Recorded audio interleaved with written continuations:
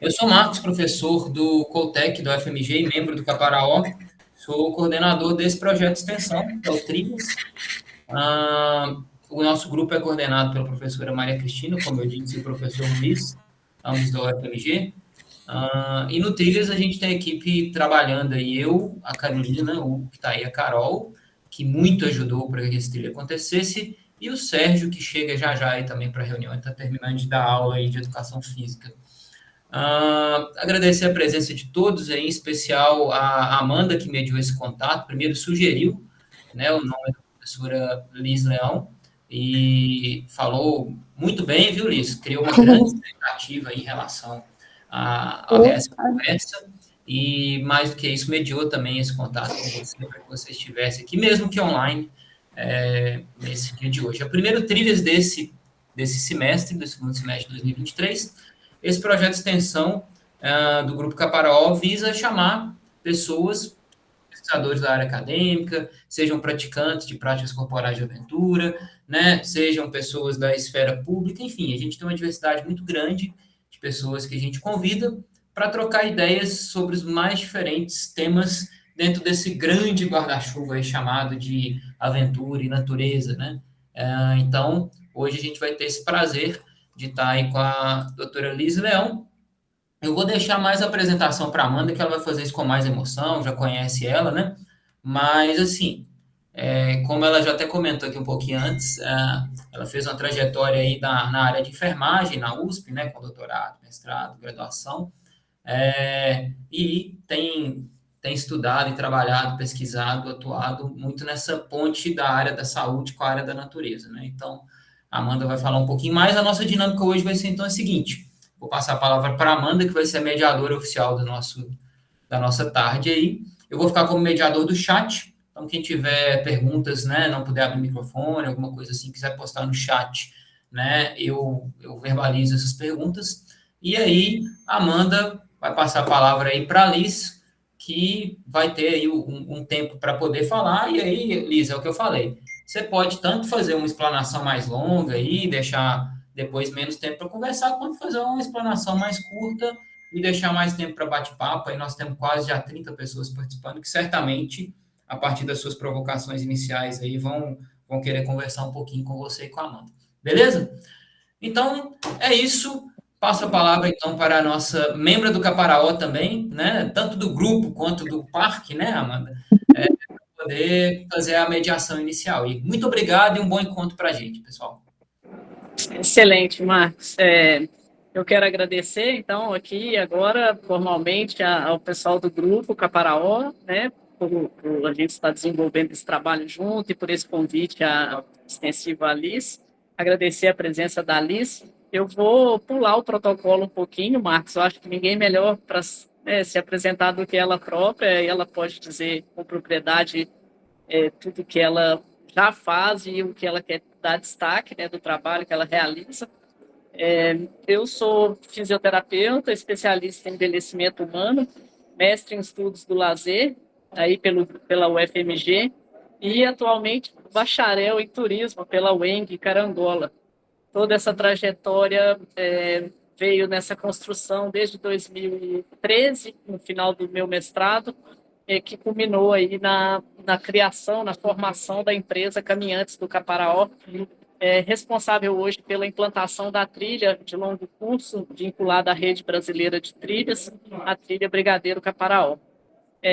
A minha trajetória é essa e se resume nesse passo a passo que eu disse aí, da minha observação da importância dessa relação da natureza para a promoção de saúde e do bem-estar humano. Foi essa temática que me fez aproximar dos estudos da Liz, né, e me tornar admiradora do trabalho dela. E me deram tempo de 10 minutos, Liz. Eu não quero gastar ele comigo, eu vou passar a bola para você, que eu acho que você tem muito a contribuir, né, como eu disse aí, pelo aquele encontro que a gente teve na Exalc. Eu vejo o quanto essa área ainda é carente de profissionais da saúde, né? Aqui eu estou hoje no Congresso em Niterói, da Rede, e daqui a pouco a gente vai falar sobre isso numa mesa redonda. o quanto a saúde ainda está distante desse cenário. E o quanto ainda a gente é um pouco, ou muito, não sei, incompreendidos, né? Como assim uma fisioterapeuta pensando em fazer trilha e plantar árvore? Né? Como se essas coisas não tivessem relação. E então eu acho que você tem muito mais experiência nessa trajetória para dizer o quanto tem relação, né? O quanto tudo isso tem relação. E para mim é mais do que um presente poder te ouvir de novo. E por isso eu passo todos os meus minutos para você poder nos enriquecer com a sua fala. Super obrigada, Amanda, super obrigada, Cristina, Maria Cristina, Marcos, todo mundo que está aqui. É uma honra, né, ser recebida assim com tanto carinho, né, por vocês, e a gente ter aqui um tempo desta tarde para conversar, né, sobre isso. Bom, da minha apresentação, como, né, já foi dito, eu sou graduada em Letras e Enfermagem, né, e depois fiz aí a minha trajetória acadêmica, né, com mestrado e doutorado na Universidade de São Paulo, trabalhando com música e idosos, e música e dor crônica musculoesquelética. Então, eu sempre gostei de ter o pé em dois lugares, eu tenho um pé na ciência e eu tenho um pé na arte, né? Então, assim, eu sou híbrida por natureza. Durante muito tempo, até mesmo colegas da academia me faziam pensar que isso era uma fraqueza, e hoje eu sei que não, né? Nada como a gente ir envelhecendo também, né? Aos 20 tudo parece que ganha uma magnitude, aos 60 já nem tanto, né? Então, eu gosto muito mesmo de ter interesses diversos, né? Meu pós-doutorado eu fiz ligado a uma universidade na França, com música e idosos institucionalizados, e aí, então, minha longa trajetória, né, como orientadora aí, foi mais na área de dor, e em 2015, 2016 mesmo, eu comecei a fazer um caminho aí, sempre trabalhei com terapias integrativas e complementares, né, assim, sou antes da política nacional, né, gente, então, assim, de práticas integrativas para o SUS, e a gente veio meio que nessa construção no país, por isso que eu sempre trabalhei com música, sempre tive aí esse pé em tecnologias leves de cuidado, né? Até porque quando a gente trabalha com dor crônica, ou quando a gente trabalha com pessoas que estão morrendo, né? A gente vai aprendendo o peso, né, de todas as tecnologias para um melhor cuidado humano, né? E hoje eu penso nisso de uma forma, né, essa minha formação em enfermagem, ela traz essa preocupação com o cuidado com todos os seres, né? E aí eu tenho feito um pouco, então, dessa transposição para pensar. Então, sou docente, assim, orientadora de 3 programas stricto no Einstein, né, um mestrado profissional em enfermagem, um mestrado profissional em ensino em saúde e um acadêmico em ciências da saúde, né, então, assim, e no acadêmico em ciências da saúde eu estou mais ligada à área de envelhecimento, né, então eu fiz lá uma perninha para envelhecimento saudável, e aí a gente poder colocar os estudos de natureza, né, então, assim, é dessa forma que eu tenho feito. E, na realidade, eu sou contratada como pesquisadora, né? Sim, sou pesquisadora full-time do Centro de Pesquisa do Einstein, aí já há 12 anos, né? Fui para lá para alavancar a pesquisa da área multiprofissional, para uma certificação internacional aí que a gente levou 10 anos para receber, mas recebemos o ano passado, que é o Magnet, né?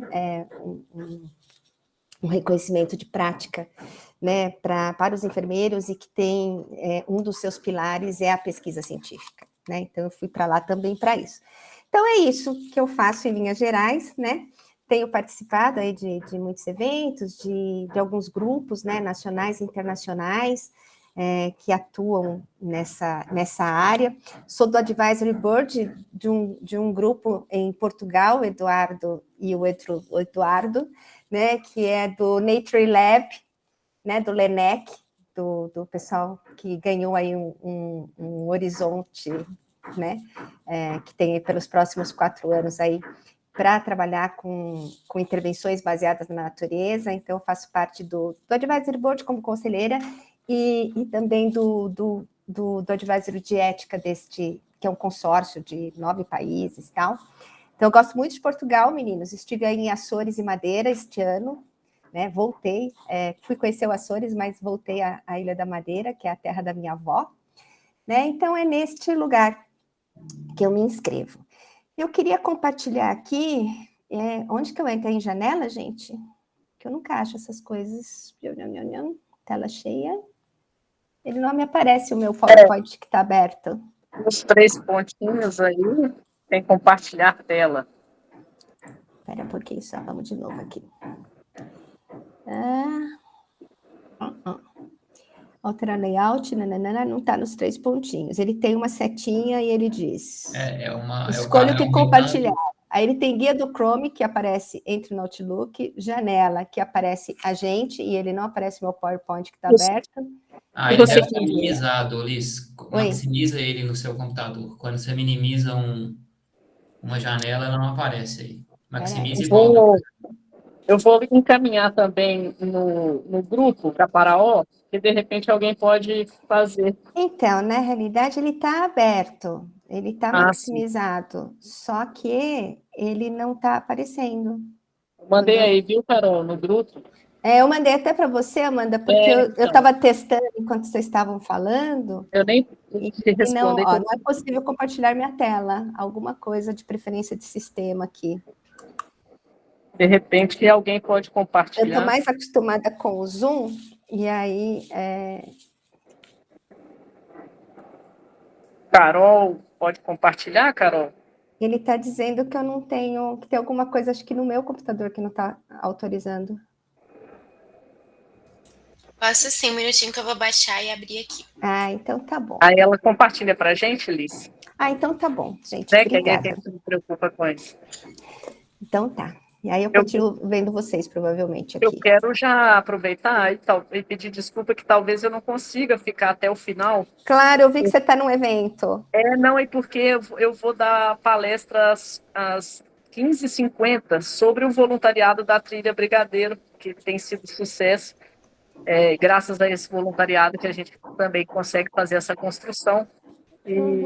Mas eu não queria deixar de estar aqui, então eu estou tentando fazer as duas coisas. Eu sei que eu não vou conseguir, mas eu já estou me desculpando que talvez eu não consiga ficar até o final, tá, Alice? Tá, eu preparei uma fala, gente, assim, na realidade, mesclando um pouco do que alguns conceitos, né, assim, para essa nossa primeira conversa, e também trazendo um pouco do que é a nossa experiência de pesquisa, né? Eu acho que aí, vocês, enquanto grupo de pesquisa, e essas possibilidades todas que a gente tem de colaboração científica, né? Eu acho que também vale a pena comentar com vocês um pouco por onde a gente tem caminhado, né? A Amanda colocou bem, a gente tem muito pouca pesquisa na área da saúde nesta área no Brasil, né? Isso fora do Brasil tem uma outra magnitude, mas aqui a gente começou um pouco antes da pandemia, né? E aí na pandemia isso explodiu e tudo mais, as pesquisas em todo mundo aumentaram também em volume, e a gente vem fazendo aí o nosso caminho, né? Tranquilinho e tal, fazendo o que pode. Acho que pode abrir a apresentação.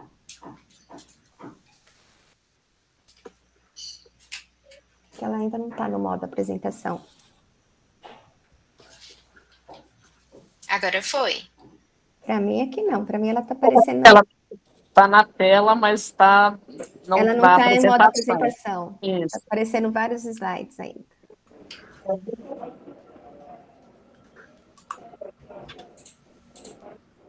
Só um minutinho, deixa eu pôr de novo.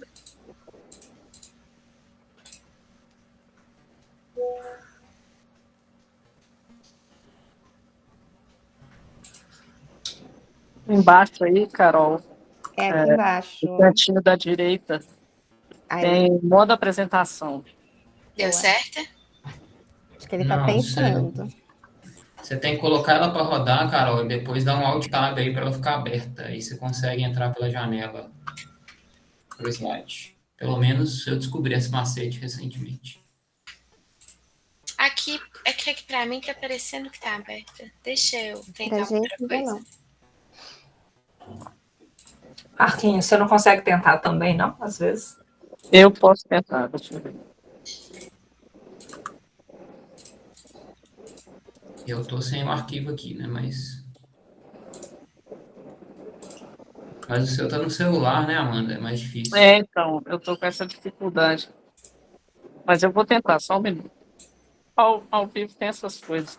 Exato. E essas coisas tecnológicas também, né? E eu ainda sempre acho que no Mac tudo ainda fica mais complexo, porque a pessoa fala, Mas vai dar certo. tecla não sei o quê, aí no Mac nunca é isso também, né? Então,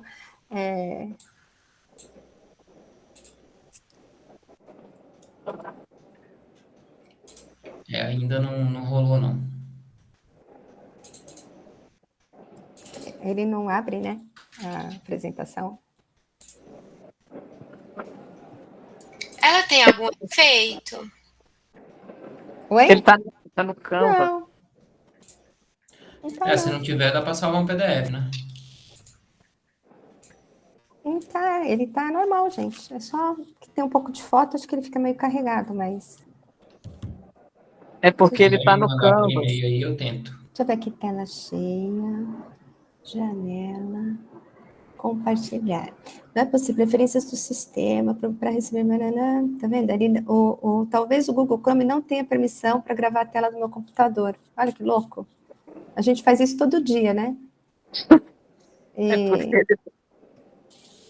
E aí ele agora não está deixando aqui. É porque ele tá no Canva, né? O link que a apresentação que você mandou, parece que não tá salva no... Não, é PPT. Eu nem uso Canvas. Eu não consegui abrir. Deixa eu pensar aqui se eu... Você quer que eu salve em PDF? Manda, Marcos? Se você puder, Liz, porque tá Peraí, dando deixa eu abrir erro. aqui. Vamos salvar o danado em PDF. Agora acho que foi, hein? Oi, Marcos. Foi? Acho que a Carol conseguiu. Foi, Deu Carol. certo, gente. Agora sim, agora sim. Foi. Carol tá então salvando tá. esse trilhas todo, velho. Vamos lá. Pronto, Você peraí, quer trabalhar aqui? deixa eu voltar para cá. Então, beleza. Então tá, gente, pode passar o primeiro para a gente não perder mais tempo, Carol, por gentileza. Eu só vou ficar te perturbando todo o tempo, né? Esse daqui, pessoal, aqui então eu estou sediada em São Paulo, né? O Hospital Israelita Albert Einstein, um hospital filantrópico mantido pela comunidade judaica, né? Então, assim, esse é o nosso centro de pesquisa que inaugurou o ano passado, né? Então, hoje aqui a gente ficam os pesquisadores que são contratados e também a Faculdade de Medicina e a Faculdade de Enfermagem, né? A gente tem mais, acho que já uns 5 cursos na área de saúde, física, psicologia, odonto, engenharia biomédica, mas ficam em outro campus, né? E então aqui a gente fica, e eu gosto de brincar, que agora eu falo que eu tenho essa Mata Atlântica para chamar de minha, no meu quintal, né? A gente tem até Palmeira Jussara aí, e esse é um espaço fechado, né? Então, são árvores que foram trabalhadas para viverem num ambiente desta forma, né? E aí é bom que pelo menos agora a gente tem aí onde repousar um olhar, né, num verde entre uma reunião e outra, e um projeto e outro. E aí nós temos essa linha de pesquisa que chama E-Natureza, né? Eu vou contar de onde que veio, depois esse nome, tudo, porque que a gente colocou o E, porque era um banco de imagens eletrônico, e tinha essa questão da natureza. Pode seguir. E aí vocês podem estar se perguntando o que uma enfermeira tem a ver com essa história de gostar de trilha, de mato, de bicho, né? E aí eu vou trazer para vocês que enfermagem e aves, principalmente, eu sou uma observadora de aves, né, oficial aí desde 2012, mas quase fui uma ornitóloga, eu falo que eu sou uma ornitóloga de coração, né, porque eu gosto muito mesmo de passarinho, e aí vocês podem ver abaixo à esquerda Florence Nightingale, né, Florence Nightingale é a mãe da enfermagem moderna, né, uma enfermeira britânica, que trabalhou na Guerra da Crimeia, e a Florence tem ali do lado dela a Atena, que é uma corujinha que ela resgatou de maus tratos numa viagem que ela fez durante a Grécia, que ela cuidou dessa coruja a vida inteira, né? Acima, e a Florence ainda, ela tem, essas são teoristas de enfermagem, as duas da esquerda, a Florence, ela tem uma teoria que chama teoria ambientalista, que ela desenhou em 1859, né? Florence era uma mulher muito além do seu tempo, né? Além dela ser, ela que introduziu a estatística na área da saúde. Além disso, ela falou de tudo. assim, que a gente fala da área de saúde, ela falou de levar cachorro no hospital, ela falou de pôr música no hospital, né? E ela fala da teoria ambientalista, quer dizer o quanto que quando a gente trabalha com o ambiente, com condições de luz, de temperatura, né, de luz natural, isso é preponderante para a recuperação das pessoas. Isso lá em 1859, né, que ela já falava. Acima à esquerda, a gente tem Madeleine Leininger, que é uma outra teorista, essa é americana, e a Madeleine, ela também trabalhou com indivíduos, né, em Papua Nova Guiné, com populações nativas, né, e a gente pode ver também que tem ali uma ave no braço dela, né, então assim, no ombro dela.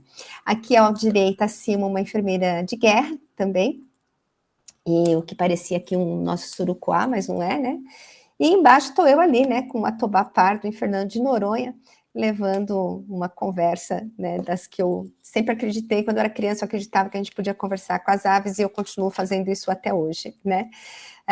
E aí, então, foi dessa forma que a gente vê que observação de aves, natureza e enfermagem, que a princípio pode parecer algo tão distante, né? Estão aí as grandes teoristas para não me deixar sozinha aqui nessa história. Pode passar, por favor. E aí, em 2017, que bom, Viviane, que você também conversa. Em 2017, eu tive a oportunidade de ir para a Amazônia, num projeto financiado pela Fundação de Amparo à Pesquisa do Estado de São Paulo, a FAPESP, né? Em que a gente foi fazer o primeiro estudo de dor dos indígenas no Brasil, né? A gente sabia de dor, de várias coisas, não sabia da dor dos indígenas, e eu fui para o Vale do Javari, né, em 2017.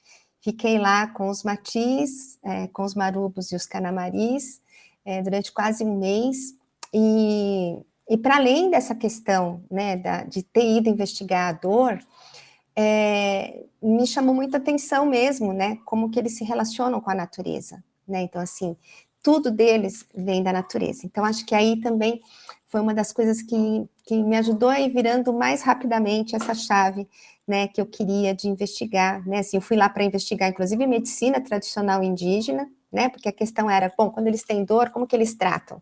Quando eles colocam lá no ritual da tucandeira, uma mão dentro, né, de uma luva cheia de, tal, assim, que vai se estabelecer ali um processo inflamatório importante, como é que eles tratam? Né, então eu tinha esse desejo de estudar isso e eu fui para lá. E aí lá é isso, né, esse contato com a natureza, que não é contato, né, eles são extremamente conectados mesmo com a natureza, eles fazem parte, pode passar. Que da natureza vem, pode ir. O alimento deles, né, pode passar. Eles saem para fazer a caça, né, então está totalmente envolto ali, pode passar, e passam dias. Eles voltam com a caça, né, pode seguir.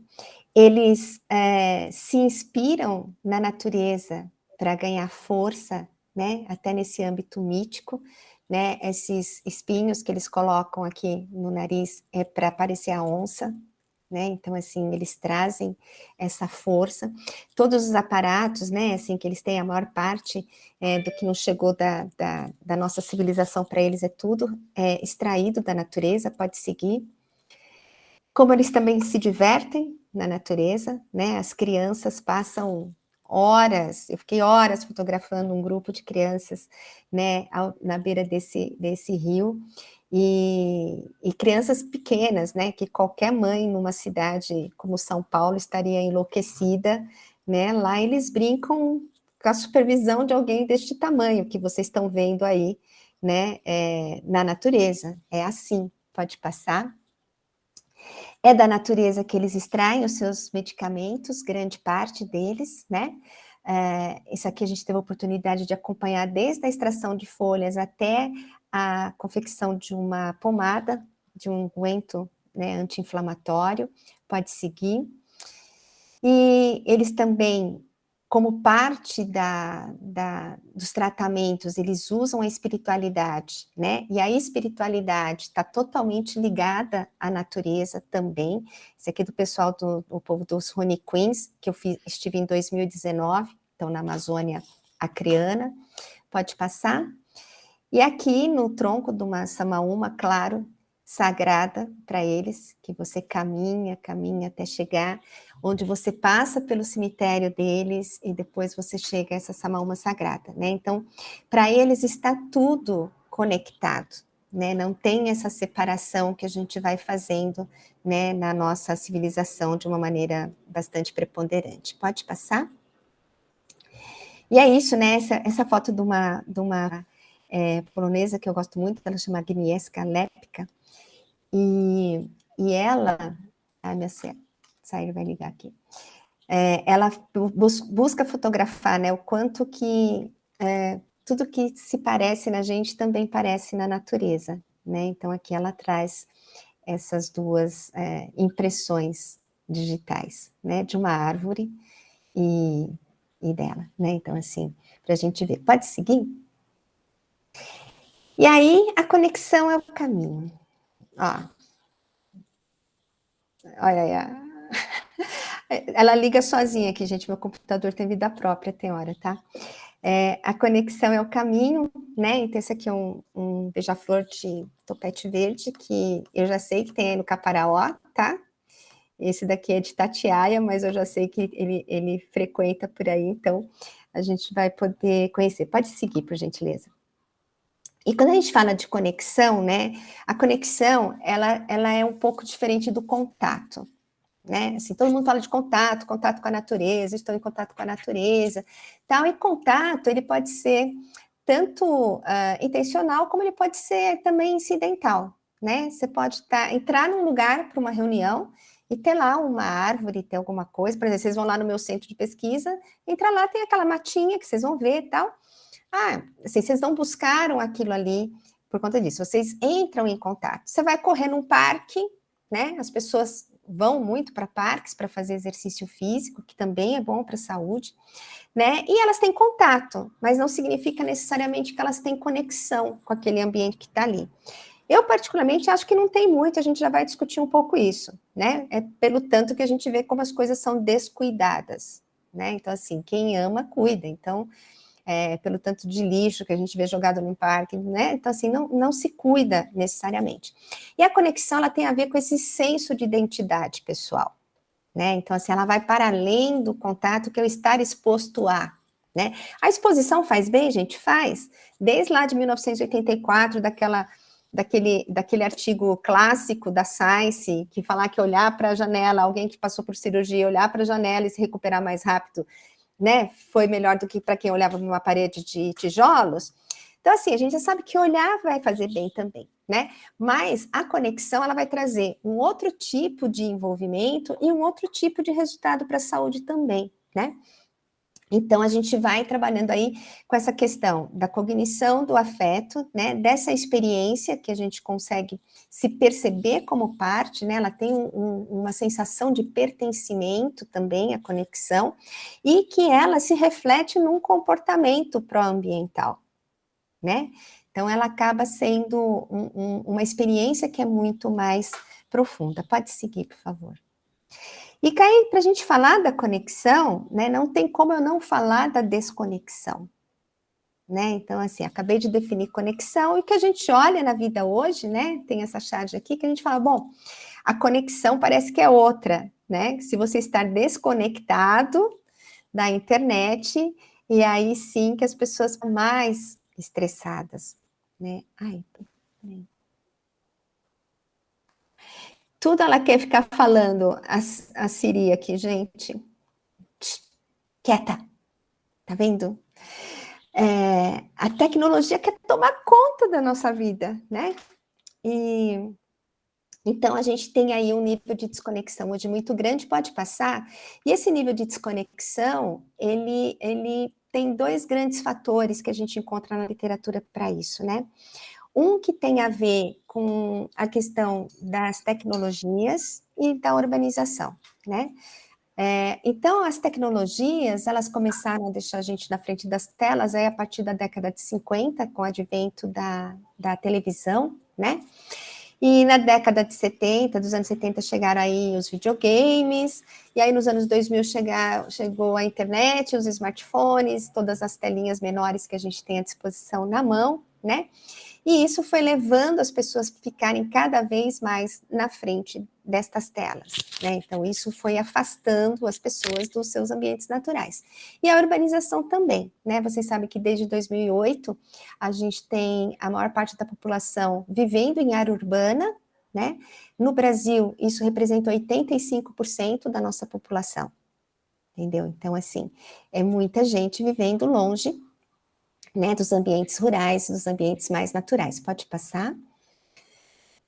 E essa desconexão, ela começa cada dia mais cedo, né? Então, assim, embora a Sociedade Brasileira aí, de Pediatria recomende que até os 3 anos deveria ser 0 de tela, né?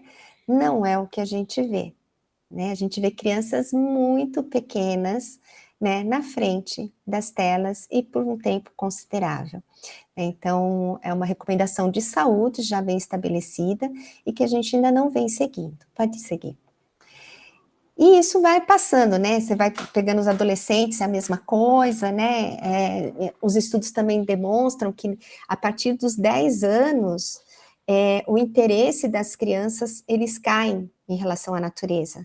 E que vai voltar só depois dos 25, 30 anos, né? Então, a gente tem uma janela curta para trabalhar com as crianças na natureza, né? De trazer experiências que de fato ancorem esse amor delas pela natureza e essa experiência, porque elas vão passar por um hiato, né? De ter outros interesses, e só mais tarde, aquelas que eram bem conectadas podem voltar a retomar esse caminho. E por que é importante essa questão da conexão, da desconexão, né, gente? Porque nós temos aí as alterações climáticas, né, que se antigamente elas batiam na nossa porta, agora elas já adentraram a nossa vida, né? Eu não sei como é que está o calor aí, aqui em São Paulo, final de inverno, nós estamos com 32, 33 graus, todos os dias, né? Uma secura nesse ar. Eu vi ontem, né, recebi material da Amazônia, né, que a qualidade do ar lá está insuportável, né, um monte de partículas e queimadas e tudo mais. Então, quer dizer assim, hoje todas as agências de pesquisa do mundo, né, todas as revistas de grande circulação e o próprio relatório, né, do painel intergovernamental aí de alterações climáticas, ele mostra a tragédia que isso é se a gente não tomar alguma atitude, né? A gente sabe que isso é multifatorial, a gente sabe que isso não é tão linear assim, né? Que embora a gente saiba que exista uma ação inequívoca aqui do ser humano para isso, a gente tem outros fatores, mas isso também é algo preponderante, né? Então, a gente precisa olhar, e aí quando a gente pensa em saúde, áreas naturais e alterações climáticas, a gente está falando da mesma coisa, né? Parece que não, o pessoal que está estudando clima, a gente que está na saúde está estudando saúde, o pessoal da conservação está estudando conservação. Não, gente, esta equação desta forma não vai dar certo. A gente precisa somar esforços e saberes, né, em processos e projetos colaborativos para ter alguma esperança de pelo menos ajudar a mitigar de alguma forma algum impacto, né? Não só na nossa saúde, mas na saúde do planeta também. Pode seguir, porque se não tiver planeta, a gente não tem a gente, simples assim, né? E aí, então, isso demonstra essa questão da vulnerabilidade, e quando eu estou falando de vulnerabilidade nossa enquanto seres humanos, mas eu estou falando que, inclusive, as populações mais vulneráveis, né, aquelas que já têm vulnerabilidade social, os idosos, as crianças, né, essas vulnerabilidades mais específicas, são as populações que mais vão sofrer esse impacto na saúde. Né? Então, assim, tanto as questões respiratórias, né, quanto questões imunológicas, tudo vai afetar. Então, a gente precisa, né, quando eu falo que a conexão é o caminho, é porque, assim, é onde eu olho e falo, gente, a gente precisa fomentar isto. A gente precisa trabalhar contra a desconexão, e isso não é trabalhar contra a tecnologia está aí, veio para ficar, a gente pode fazer bom uso, mas a questão é o equilíbrio com que a gente usa essas coisas, né? Então, para a gente tentar trabalhar num cenário mais de saúde. Pode seguir, por favor. E aí, então, tem vários e vários artigos, né, principalmente no hemisfério norte, aliás, eu diria que quase que na totalidade no hemisfério norte, entendeu? Que trata de natureza e saúde. E aí, falando principalmente dos benefícios de saúde mental, alguns benefícios na área física, né? Alguns falam da questão do sistema imunológico, mas a gente só tem esses estudos feitos praticamente no Japão, né? Então, com o cipreste japonês, que não é. Então, assim, a gente não sabe quais são os fitocidas, que são essas substâncias das árvores que podem ajudar no sistema imunológico.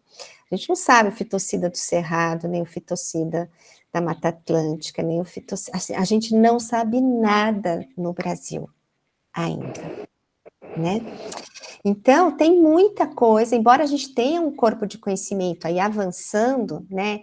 E a crítica que eu sempre faço também, você tem muita revisão, você tem muita tal, mas você tem poucos ensaios clínicos, né? Para demonstrar a eficácia de fato, né, disso. E a gente também tem poucos protocolos na natureza bem estabelecidos que sejam reprodutíveis do ponto de vista científico, né? Para a gente vendo, porque senão a gente não vai criar uma base de dados científicos no nosso país, né? Então, um pouco em cima disso que a gente tem pensado. Pode seguir, por favor. E aí, alguns desses estudos que eu pincelei aqui só para falar, né, estudos que eu gosto de citar, que a exposição à natureza, né, ela está bastante ligada à saúde mental. E que as pessoas perceberam que pessoas na vida adulta que tiveram baixa exposição à natureza, elas têm mais problemas de diagnósticos de saúde mental, né? Então, quando a gente olha e está falando, né, o Instituto Alana, que fala tanto da questão das crianças na natureza, né? Então, assim, é um fator protetor, né, de agravos de saúde mental na vida adulta, né? Então, assim, estudos vêm vindo nessa ordem. Pode seguir, por favor. Próximo. Aí. Esse, então, o banho de floresta, né? Vocês devem saber que é uma prática que nasceu no Japão, né? Nasceu pelo Ministério da Agricultura, que era justamente para tentar preservar as florestas. Criou-se uma grande campanha, isso na década de 80, e eles intitularam de banhos de floresta, e começaram a convidar as pessoas para irem para essas florestas no Japão. Os estudos, né, sobre banhos de floresta e saúde vieram 10 anos depois, né? Então, foi primeiro uma coisa do Ministério da Agricultura, para depois chegar a saúde. A saúde sempre chega atrasada, né, gente? Assim, a gente fala que tem um gap aí de pelo menos 20 anos em tudo, né?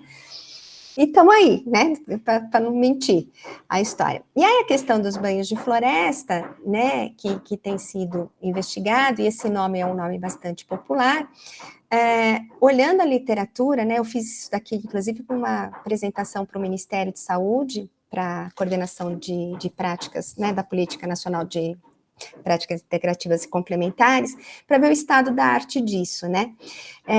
A gente tem uma ausência de consenso aí na literatura, né, o nosso grupo defende que no Brasil a gente chama aqui de banhos de floresta, de banhos de natureza, né, justamente porque a gente tem o Cerrado, a gente tem a Mata Atlântica, então assim, e a gente também tem floresta, né.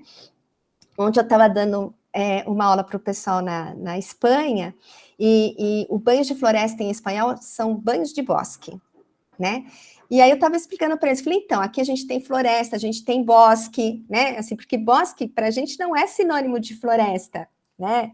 Então, assim, a gente tem várias palavras. E aqui eu estou adotando, por enquanto, né, o nosso grupo como banho de natureza, e quem quer chamar banho de cerrado, chama banho de cerrado. Quer chamar banho de caparaó, chama banho de caparaó. Sabe, assim, vamos chamar, porque, de novo, é isso, né?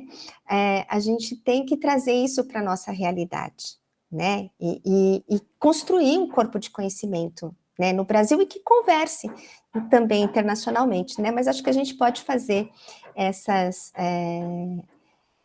questões, né, trazendo... Assim, eu fiz a formação de banho de floresta com o Alex Guess, né, do Forest Therapy Hub também, mas aqui eu gosto de chamar de banho de natureza, toda vez que eu vou falar.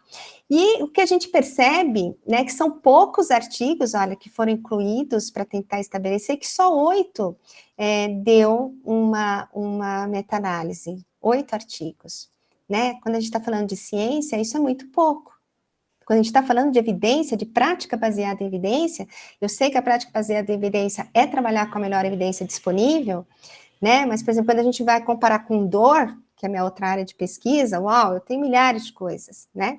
E aqui a gente ainda está caminhando mesmo em nível internacional. E o que a gente tem mais preponderante, né, nesses estudos é que você pode sim trabalhar como promoção de saúde para indivíduos saudáveis e que tem, dentre os agravos de saúde mental, uma redução da depressão, tá? Pode seguir, por gentileza. Voltando, então esse aqui é para mostrar que além de pessoas saudáveis, né, a literatura também traz como que isso pode ajudar no enfrentamento de sobreviventes de câncer, né, então assim, então são tecnologias de cuidado que ainda não se pensa muito no âmbito da saúde, mas que já tem aí algo que pode, né, trazer aí conforto também para esses pacientes. Pode seguir, por favor. E a gente lembrar que não são só os espaços verdes, né? A gente tem os espaços azuis, né? A gente está falando de rios, de lagos e do mar, né? E assim, estudos também trazendo do quanto que a proximidade ajuda, porque a gente tem a questão dos íons, né? Negativos, que trabalham com isso.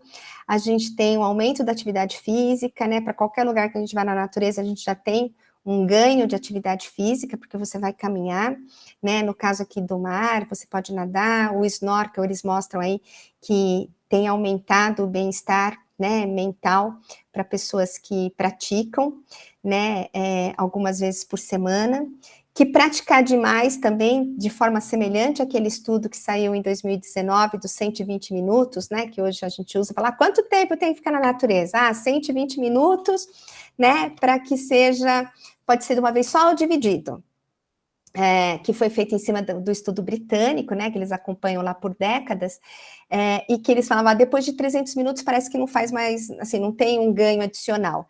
E aqui também, você ficar lá com o snorkel mais de 3 vezes por semana, eles também viram que não tinha um ganho adicional. Né? E a gente tem a linha do pessoal de Derby, do professor Miles Richardson, que ele diz que a questão não é o tempo, mas a questão é o momento de qualidade que você tem.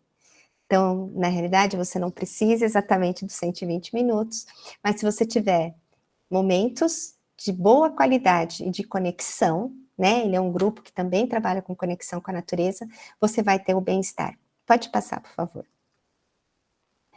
E por que que isso acontece, né, gente? A gente, quando está falando de natureza, a gente está falando de ambiente restaurador, e aí a gente tem as 3 principais teorias que falam disso, né? A teoria da biofilia, de Eduardo Wilson, que vem a mais antiga, diz que somos animais, e por sermos animais, nós temos essa aptidão, né, esse apreço por estar na natureza, né? Você tem a DURSH, né, que é a resposta, a redução de estresse psicofisiológico, né, quando a gente olha para ambientes prazerosos, e que esses ambientes prazerosos são formados por água, vegetação, gramados, árvores, eu diria pássaros, né, então, assim, que você tem uma restauração imediata.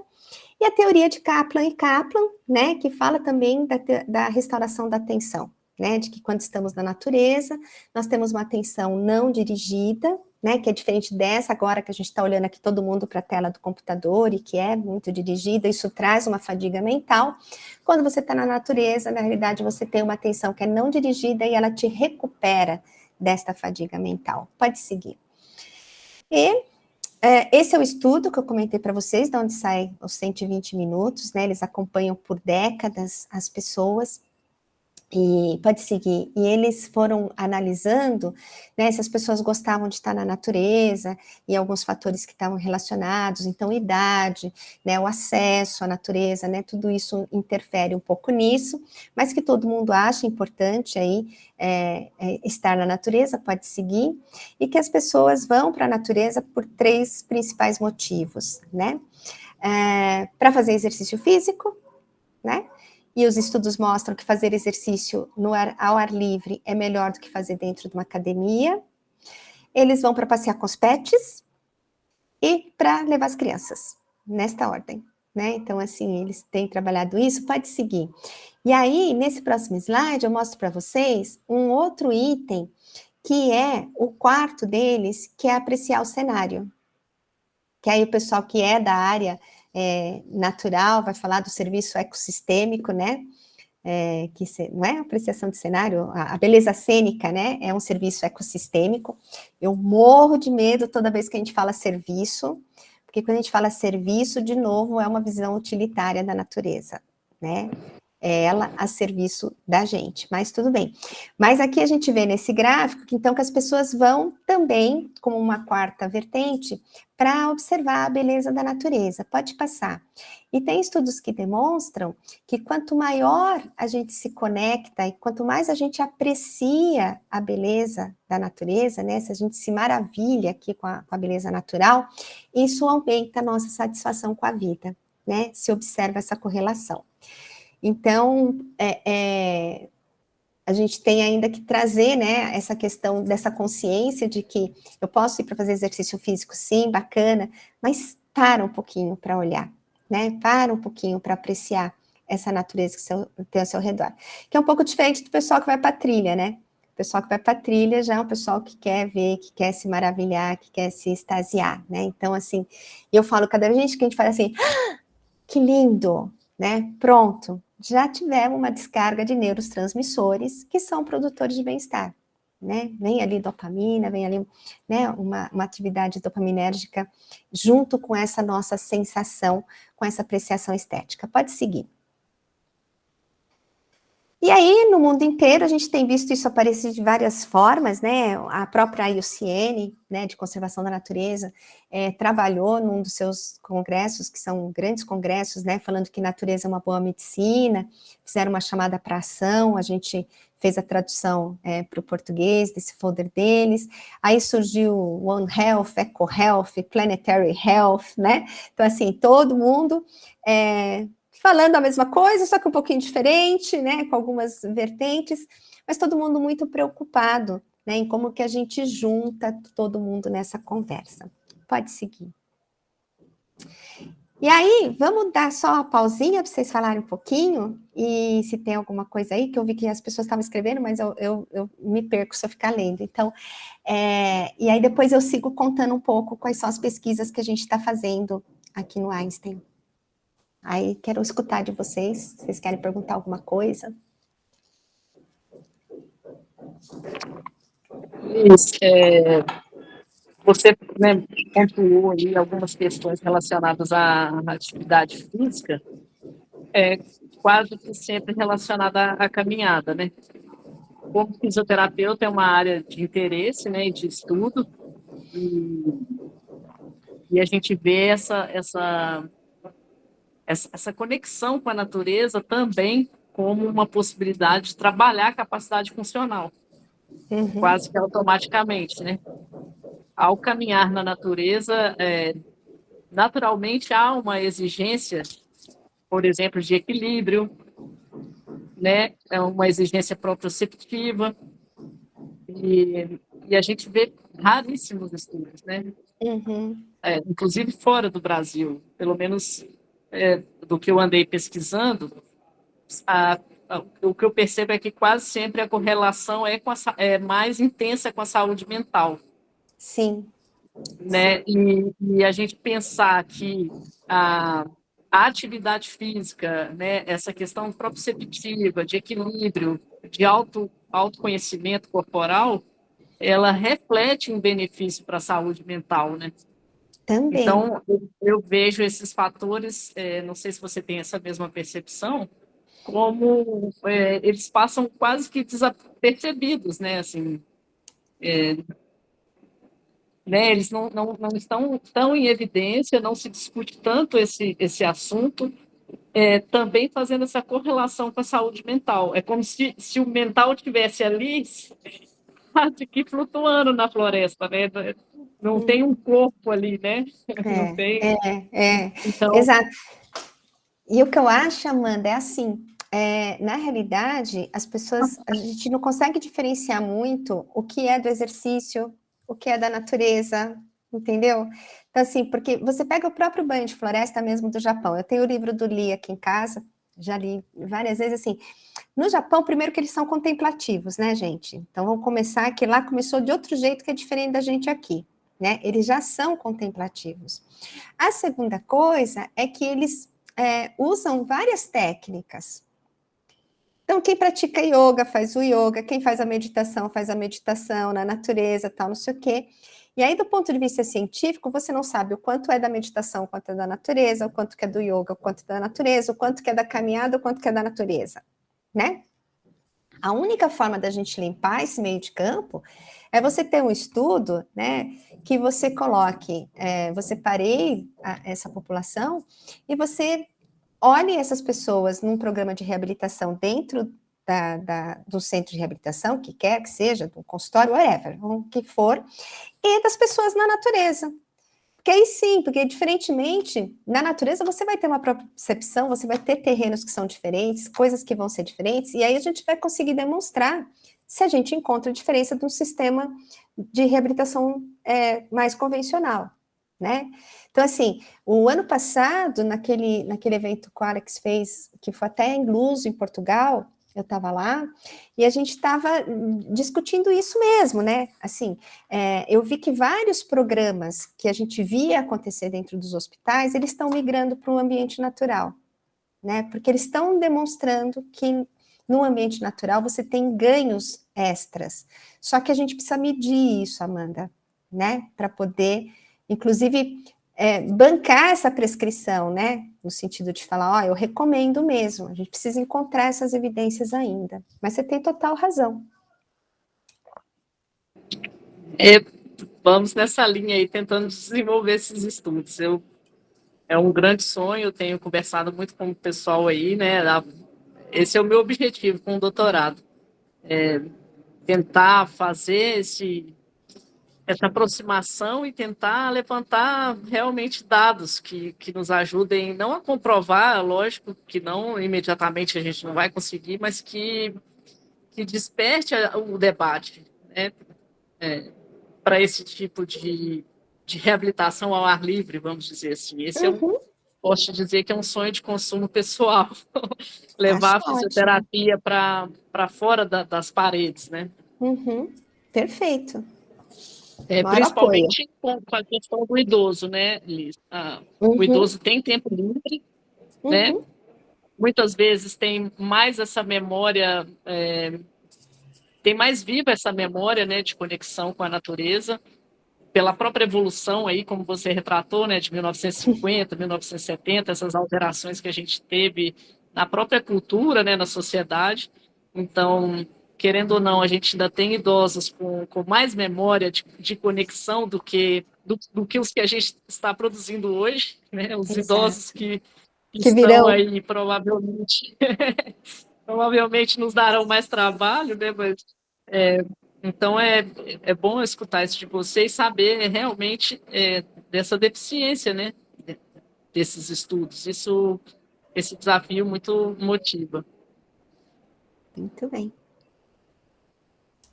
Luiz pediu a palavra aí no chat, passa a palavra para o Luiz Gustavo. Quem quiser mais se inscreve, pode levantar a mão ou falar pelo chat. Bom, primeiro agradecer a Alice, pedir desculpas porque no começo eu estava dirigindo para o campus aqui e acabei não conseguindo dar as boas-vindas e agradecer pela presença aqui com a gente. Liz, quando você começou, no início da sua fala, você cita um período de aproximação, de conexão mais fácil de crianças, né?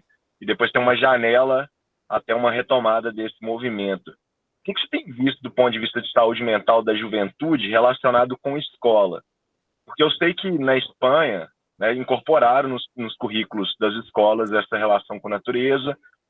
No Brasil, a gente tem, né, depois da BNCC, no caso da educação física, fora da matriz de eixos transversais, a própria educação física fala de práticas corporais de aventura, mas isso não garante nada e não tem nada específico pensando nessa conexão, nessa relação infância, juventude, adolescência com a natureza. Então, assim, queria te ouvir um pouco sobre isso, né? Esse papel do espaço da escola que, bem ou mal, praticamente toda a população passa por ali, né? Que possibilidades você consegue enxergar para isso? Obrigado. Imagina, obrigada pela pergunta, Luiz. Bom, assim, gente, criança e adolescente não é muito minha praia não, né, que eu sou adulto e idoso, mas vou arriscar aqui e falar algumas coisas para vocês. Tem um estudo que eu gosto muito de citar também, que o maior preditor para você ter uma criança na natureza é um adulto conectado com a natureza. Então, começa daí. As crianças não vão sozinhas para a natureza, né? Elas precisam estar com alguém da família, com um amigo, e os professores, né? Falando aí, trazendo para esse universo da escola, ele é extremamente importante, né? A Finlândia, que foi esse maior movimento que a gente teve, né? Você comentou da Espanha, mas a Finlândia teve o maior movimento das crianças, elas aprendem na natureza, né? Tudo, elas têm aula de matemática na natureza, é tudo na natureza, né? Então, eles crescem já com uma outra relação ali. No Brasil, a gente tem um movimento, né, para esse desemparedamento das crianças nas escolas, né? Mas que a gente precisa ver, né? Por exemplo, você pega numa cidade, vou citar a minha cidade aqui, né, São Paulo, onde tudo é concretado, né, gente? Então, eu não preciso só desemparedar, né? Eu preciso desconcretar para voltar a ter, né, solo e tal. Então, assim, você não tem isso, assim, à disposição nas escolas. Tem uma colega no Rio de Janeiro que está fazendo doutorado na Fiocruz, a Mônica Oliveira, e ela tem trabalhado com os professores, né? Ela tem feito um trabalho de sensibilização com os professores para ver se aí os professores começam a abarcar e trazer isso para a forma, né, assim, para o seu projeto pedagógico, né, de como que eles vão atuar com essas crianças, né, então, assim, em Jundiaí, parece que também o Alana, ele apoia um movimento lá da própria prefeitura, que parece que Jundiaí está sendo um case, né, eu estava ainda olhando isso hoje, para ver se eu trago eles para falar num evento nosso aqui também, né, então, assim, começa a pipocar esta discussão, né, de como que podemos desemparedar as crianças nas escolas, e, de novo, vai ter que começar por esses adultos, porque as crianças respondem muito rapidamente, né, à natureza, mas se você não cria a oportunidade, e quem cria a oportunidade são os adultos, gente, entendeu? Então, assim, e o adulto é mais difícil, né, para a gente mudar essas cabeças duras, sabe, assim, mas não tem outro jeito, a gente vai ter que trabalhar nesse sentido. Tá bom? Liz, um trabalho legal que é só para complementar a sua fala, um trabalho legal que a gente anda vendo é esse de desemparedar, mas também de levar a natureza para a escola, né? A gente tem tentado desenvolver isso em Carangola, em parceria com a Secretaria de Educação, ainda bem timidamente, ainda não conseguimos efetivar, mas inspirados em modelos que já existem e que têm tido bastante sucesso, né, de criar essa conexão também com a criança, porque despertar isso na criança também pode fazer com que ela estimule esse adulto a levá-la, né? Se ela também traz essa demanda, se ela também questiona, né? Criar desenvolver isso na criança também pode permitir levar esse adulto que tem essa memória e que às vezes desconectou, né? Mas você vê, Amanda, é sempre um adulto, né? É vocês adultos que estão indo lá fazer. Tem que ter uma professora que compre a ideia, né? Assim, aí a criança fala, mas a mãe precisa comprar a ideia, né? Então, assim, é sempre essa questão. Então, acho que, assim, a gente acha super importante a gente fazer os programas para crianças, mas eu acho que é fundamental também a gente pensar em campanhas de sensibilização para o adulto, né? A gente vê isso até dentro do hospital, né? Eu brinco, eu falo sempre, quando eu já trabalhava lá com a história de dor crônica, para criança você tem tudo dentro do hospital. Você tem os doutores da alegria, você tem os caras que contam história, você tem não sei o quê. O adulto interna, problema seu aí, hein? Se vira, neguinho, sabe assim? Porque eles não, né? Assim, as pessoas não te... O adulto parece que ele não tem essa permissão, e no fundo tem uma criança lá dentro também, né? Então, temos que olhar. Às vezes para o adulto é de pirona e morfina. Então, não é? Tem mais gente aqui com a mão levantada, se o Luiz já tiver encerrado. Temos aí na sequência o Deni e a Josi. Então, vou passar a palavra para o Deni. Ok, vocês estão me escutando? Oi, Deni. Oi, Liz, muito obrigado aí pela palestra. Na verdade, eu queria mais fazer um relato, na verdade, assim, você falou dessa questão de criança, dos pais levando as crianças para a natureza, né? Em 2015, eu subi o Vale do Caparó, e aí na volta a gente passou pelo Vale Encantado, e aí tinha uma criança, assim, meio que andando sozinha, e nessa hora eu já tinha ido para um lugar mais afastado, porque eu queria ficar num lugar mais isolado, assim. E era um pouquinho mais difícil de chegar, eu sou escalador, eu gosto de fazer essas práticas também. E aí, essa criança, ela me viu lá embaixo, e ela ficou louca para ir lá também, sabe? E o pai dela desapareceu na hora. E aí ela, nossa, como eu chego aí e tal, não sei o que, eu fui falando para ela, e ela conseguiu chegar lá embaixo. E na hora de voltar, tinha que subir, tinha que dar uma escaladinha. Na hora de voltar, eu fui primeiro e fui ajudando ele, e bem na hora o pai dele apareceu. E aí o pai dele viu, ele, meu Deus, o que você tá fazendo com a minha criança? Tipo, o que você tá fazendo com o meu filho? Não faz isso, meu filho é de apartamento, não faça isso, não sei o quê. Aí eu, não, e assim, e o menino super confiante, assim, né? Tipo, aí eu, não, coloca o pé aqui, vem pra cá. E assim, e ele conseguiu, e achou muito bom ele conseguir fazer isso. E assim, com isso, eu lembrei dessa fala sua, eu lembrei desse relato, dessa questão que aconteceu assim comigo, e essa questão da sua palestra também, porque, assim, eu acho que é interessante também, além dos pais levar as crianças, passar essa confiança que, assim, por mais que seja um ambiente que possa causar danos, de certa forma, para a criança, tem que passar uma confiança também, para elas mesmo se confiarem mesmo em si mesmo também. Bom, é isso que eu queria falar. Obrigado. Ótimo, é isso mesmo, né? Você vê quanta coisa que a gente vai motivando, né, na criança e para serem adultos mais, né, confiantes, inclusive, que as telas por si só não trazem isso, né? Sim. Massa. Josi agora na sequência, depois Leandro, Cris e Eduardo. Tá bombando, hein, Luiz? Opa! Oi, Josi, tá com o microfone fechado. Oi. Pronto, esqueci do microfone. Gostaria de agradecer imensamente a fala da Liz, principalmente quando ela tocou nesse ponto sobre como a gente acaba fazendo, falando como se fosse a mesma coisa, o contato e a conexão com a natureza, né?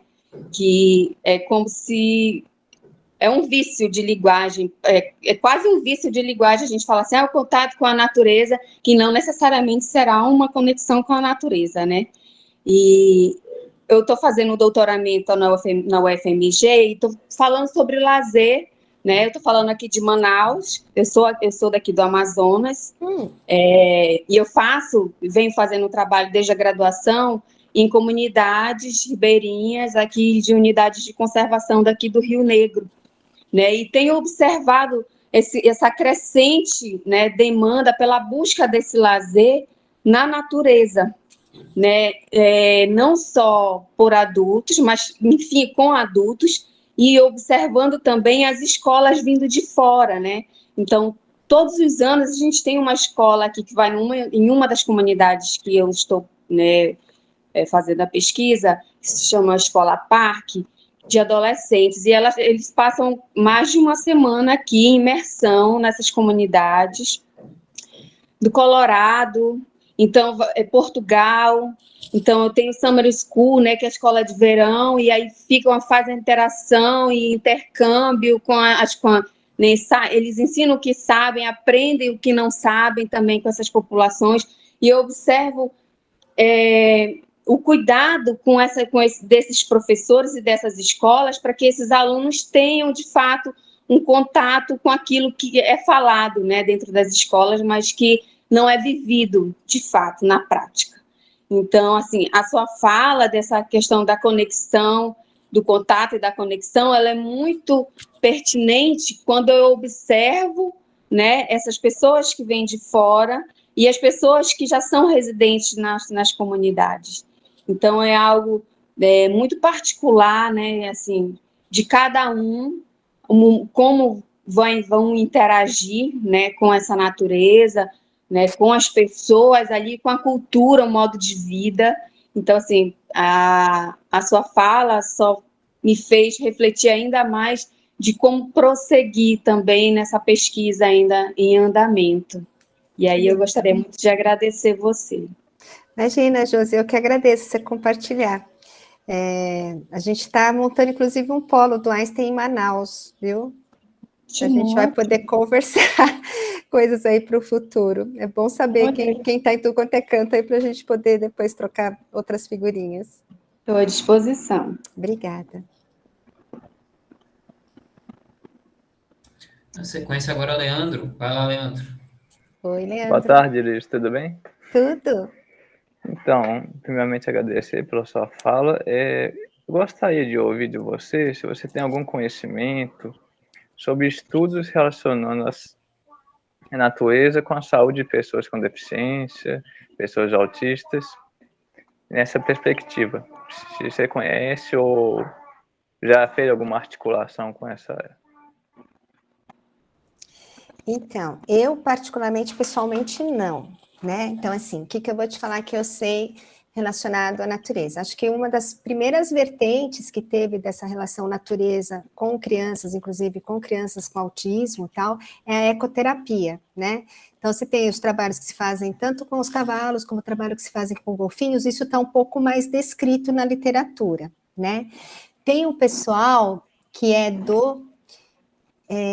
talvez eu me enrosque agora de saber qual que é a América Latina aqui, mas, assim, não sei se é Chile ou se é Colômbia, depois você pode até me escrever, Leandro, eu vou atrás da informação para você, que eles têm feito uns trabalhos de levarem crianças aí com deficiências físicas, né, motoras e até mesmo cognitivas, para a natureza, né, em cadeiras apropriadas, né, para ajudar a carregar. Então, assim, eles têm desenvolvido. Eu lembro que eu assisti essa palestra há uns 2, 3 anos, desse colega que eu estou te falando, que é aqui da América Latina, que acho que, inclusive, ele tinha uma experiência pessoal com o filho. Então, isso acabou fazendo com que ele desenvolvesse um programa específico. Então, depois que você me escrever, aí eu vou tentar lembrar lá quem que é o nome dele direitinho, para você poder ir atrás. Mas, assim, aqui no Brasil, eu desconheço ainda, assim, algum programa específico voltado para a natureza, que não esses de ecoterapia, que são mais estruturados e já existem há mais tempo. Obrigado, Liz. Só para comentar, você falou dessas cadeiras adaptadas. Aqui no Brasil tem a cadeira Juliette. Depois você dá uma pesquisada que tem essa perspectiva. Bem bacana. Isso. Não, é verdade. Tem até um pessoal, tem um engenheiro florestal daqui do Parque Municipal Varginha, em São Paulo, que ele também estava, não sei se era mesmo, ou se ele estava tentando desenvolver alguma coisa parecida, né? Mas é isso que eu estou falando, mas assim, a gente não vê isso num programa corrente acontecendo, e a gente sabe qual, sabe, assim, o que eu digo, eu sempre brinco, né, gente, eu falo que não está escrito, não está no mundo, né? Então, se você não escreve, se você não publica esses raios desses dados, sabe, assim, as pessoas não sabem, às vezes tem coisas muito legais acontecendo no país e que a gente não sabe, não é porque elas não estão acontecendo, é porque a gente não tem acesso, né? Imagina um país do tamanho do nosso, né? Assim, as redes vão se formando, a gente vai conhecendo uma hora um, vai conhecendo o outro, mas assim, falar, onde está escrito isso para ficar fácil, né? Então, acho que a gente precisa dar mais visibilidade para essas experiências nacionais, né, para essas iniciativas, sabe? Assim, nem tudo é científico também, não, estou falando das próprias iniciativas, de coisas que a gente possa ler, né? Então, a internet, então, está aí para isso, entendeu? Para que a gente possa compartilhar e criar aí numa coisa que não seja só o story, né, gente? Porque story acabou, quem viu, viu, quem não viu, não viu mais. Então, a gente precisa criar formas de comunicação com a sociedade, né? Para dar visibilidade para experiências e iniciativas como essas.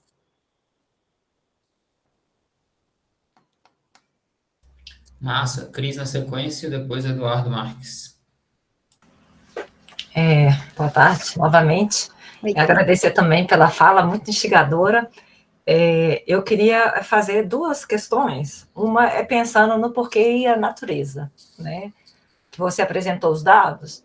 Os 4 dados estão realizados, para mim, relacionados ao lazer, né? Passear com criança, passear com pet, apreciar a natureza e o exercício físico, que é uma das principais formas de apropriação do tempo livre para, né, fazer o lazer, né, para poder experimentar. Então, assim, eu estou falando isso porque a gente é um grupo de pesquisa vinculado a um programa interdisciplinar de estudos do lazer. Isso me chama muita atenção e eu acho que a gente precisa estreitar mais relações nesse sentido, sabe? Porque a gente explora pouco ainda a própria natureza, embora tenha trabalhos, né, da década de 90, mas associado à saúde, eu ainda acredito que são poucos. Então, assim, me chamou a atenção. E aí, a minha pergunta é, pegando o último que você cita, que é o apreciar a natureza, porque muitas vezes os dados mostram que a gente faz muito mais o contato do que a conexão, né? E aí, quando se faz, né, estudos que, inclusive, sobre o lazer mostram isso, né? A natureza só enquanto meio.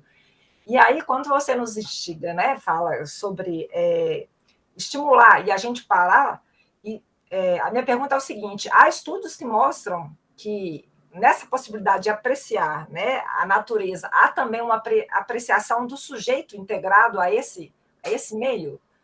Sabe? A minha pergunta é se já se consegue ver isso, porque eu penso, inclusive, que a gente está numa sociedade que a gente é educado também a se negar o tempo inteiro, né? Sim. A gente é muito desvalorizado enquanto ser humano, a gente a gente também não é potencializado. Então, essa é uma pergunta. E a outra, em relação às terapias leves, né, que você fala no início, as tecnologias leves de terapia. Eu não conheço, fiquei curiosa, e se você puder falar um pouquinho mais, agradeço. Falo sim. Obrigada. Então tá, Cris, obrigada. Quando a gente está falando dessa questão da integração à natureza, e que a gente se nega e não se olha, etc e tal, isso é fato, né? O outro fato é que a gente ainda acha, assim, a grosso modo, que nós estamos aqui e a natureza está lá, né? Nós somos animais, mas nós nos esquecemos disso. Somos primatas humanos, né? Então, assim, a gente perde isso, né? Parece que o ser humano é um negócio de topo de pirâmide, numa pirâmide que só tá ele, né? Então, assim, acho que isso é uma das coisas que dificulta, né? Esse olhar integrado à natureza, mas não é para todo mundo, né? Uma das pesquisas que a gente fez, que tem aí apoio da Fundação Grupo Boticário, nós fomos lá para Salto Morato, para a reserva deles no Paraná. E eu sempre uso a escala de conexão com a natureza para conseguir ir medindo isso em vários públicos, em várias situações, etc e tal, né? E aí, eu trabalhei, inclusive, com um grupo de idosos lá, Amanda. Veio um grupo de idosos, veio um grupo de professores para a gente coletar. E os idosos, eles olhavam, assim, para aquela escala de conexão e falavam assim, isso aqui não faz o mínimo sentido, entendeu? Porque eles eram tão conectados que não fazia sentido a gente perguntar se eles eram conectados. Olha que coisa... assim, né? Então, depende muito do público, eu acho que tem essa negação, lá eles se sentem mesmo pertencentes, eu abro minha janela e eu vejo um guará, sabe assim? Eles traziam aquilo muito da convivência mesmo, desse senso de pertencimento e de identidade, né? Foi assim, do que eu tenho trabalhado até hoje, gente, acho que foi uma das experiências mais marcantes para mim, assim, de entender de fato quem é que está conectado mesmo, sabe, assim, o conectado raiz, né, aquela coisa bem assim. Então, acho que tem isso. E hoje, quando as pessoas elas vão para essa autovalorização, ou então para uma pseudo-autovalorização, não vamos entrar nessa discussão agora, são das selfies na natureza, né, as pessoas morrem por conta de uma selfie na natureza, gente, em lugares que ela vai indo assim. Eu tive lá na Ilha da Madeira recentemente, assim, e uma pessoa falou, a menina caiu daqui de cima, assim, me mostrou de onde ela caiu, entendeu? E morreu, né? Que foi indo. E tem alguns estudos que demonstram também, que falam que quanto mais a pessoa é voltada para selfies, menos conexão ela tem com a natureza, entendeu? Porque aí também, de novo, não é integração, é ela no lugar X, né? Que por acaso pode ser a natureza, né? Então, acho que são aspectos, Cris, que se você estuda isso, né? Você pode colocar ali como ou confundidores, né? Para você separar e tal, e para poder discutir, né? Porque tem esses caminhos. Uma hora ou a gente se esquece, uma hora ou a gente se sobrevaloriza em relação à natureza, né? Então, são mindsets aí que a gente precisa investigar. tá bom? E com relação às tecnologias leves, né, a gente tem as hards, então as pesadas aí, que são, por exemplo, quando você pensa numa UTI, né, todo o aparato tecnológico que você tem hoje, né, para trabalhar e tratar agravos em saúde, né, então você vem muito por essas questões. E as tecnologias leves de cuidado são essas, como a música, como a natureza, né, são, de fato, tecnologias que estão fora desse arsenal terapêutico, principalmente tecnológico, né, então, que é isso que a gente chama de tecnologias leves de cuidado. Certo, obrigada. Só uma curiosidade, você trabalha junto com o Rodrigo Jacobian, lá no Einstein ou não? Da yoga, do Kundalini Yoga? Não trabalho, não. Gente, mas tem 20 mil pessoas, então, assim, se não tiver ali no meu corredor, né, assim, a gente às vezes acaba não conhecendo. Tá certo. Obrigada. Eu trabalhei com o Jacobian, que era um neurologista há 30 anos, vai ver, é pai dele, entendeu? Massa. Na sequência aí, o Eduardo Marques, depois o Eduardo Cid. Olá, não sei se me estão a ouvir bem, eu estou a conduzir. Tenho três questões. Uma tem a ver exatamente com esta questão da conexão. Eu tenho trabalhado com doentes oncológicos, com câncer, e sempre que conduzia, portanto, passeios, banhos de floresta, em particular após o Covid, era extremamente difícil conseguir mantê-los conectados, porque me parecia que eles aproveitavam o passeio, que em vez de passeio terapêutico se tornava numa convivialidade e, portanto, eles falavam e fazer a estimulação sensorial plena era muito difícil conseguir essa conexão. A minha pergunta é, como é que tu fazes? És muito diretiva ou mais diretiva ou se dá liberdade total dessa conexão? Também com jovens é a mesma coisa. Tentei, aliás, levei várias vezes alunos meus para banhos de floresta e quando eles saem da sala de aulas e se encontram em entornos florestais, desconectam completamente e aproveitam para conviver, falar, e muitas vezes o lugar onde estão não é um lugar sagrado ou não é um lugar de aprendizagem, mas é um lugar de convívio. Como é que tu tens lidado com essa situação? A outra... Eduardo? Sim? Não, pode falar a segunda. A segunda tinha a ver se vocês têm algum trabalho com certificação. Eu, neste momento, tenho um desafio que é certificar um trilho de floresta aqui nos Açores. Tenho estado em contacto com a Fundação Mata do Bussaco. Penso que tu estiveste na conferência do ano passado, percebi pela tua intervenção. Eles querem certificar a primeira floresta terapêutica na Europa e eu queria certificar o primeiro trilho de natureza aqui nos Açores. Não sei se vocês têm alguma experiência nisso ou o que é que poderias partilhar sobre isso. E a terceira pergunta tem a ver com as fintocidas. Ou seja, tu há pouco falaste também disso, é como é que a gente mede, no fundo, a capacidade de carga exalada pelas árvores, como é que podemos medir essas fitocidas em termos da produtividade de cada árvore, mas também as particularidades desses elementos tão importantes no contexto das florestas terapêuticas ou dos banhos de floresta.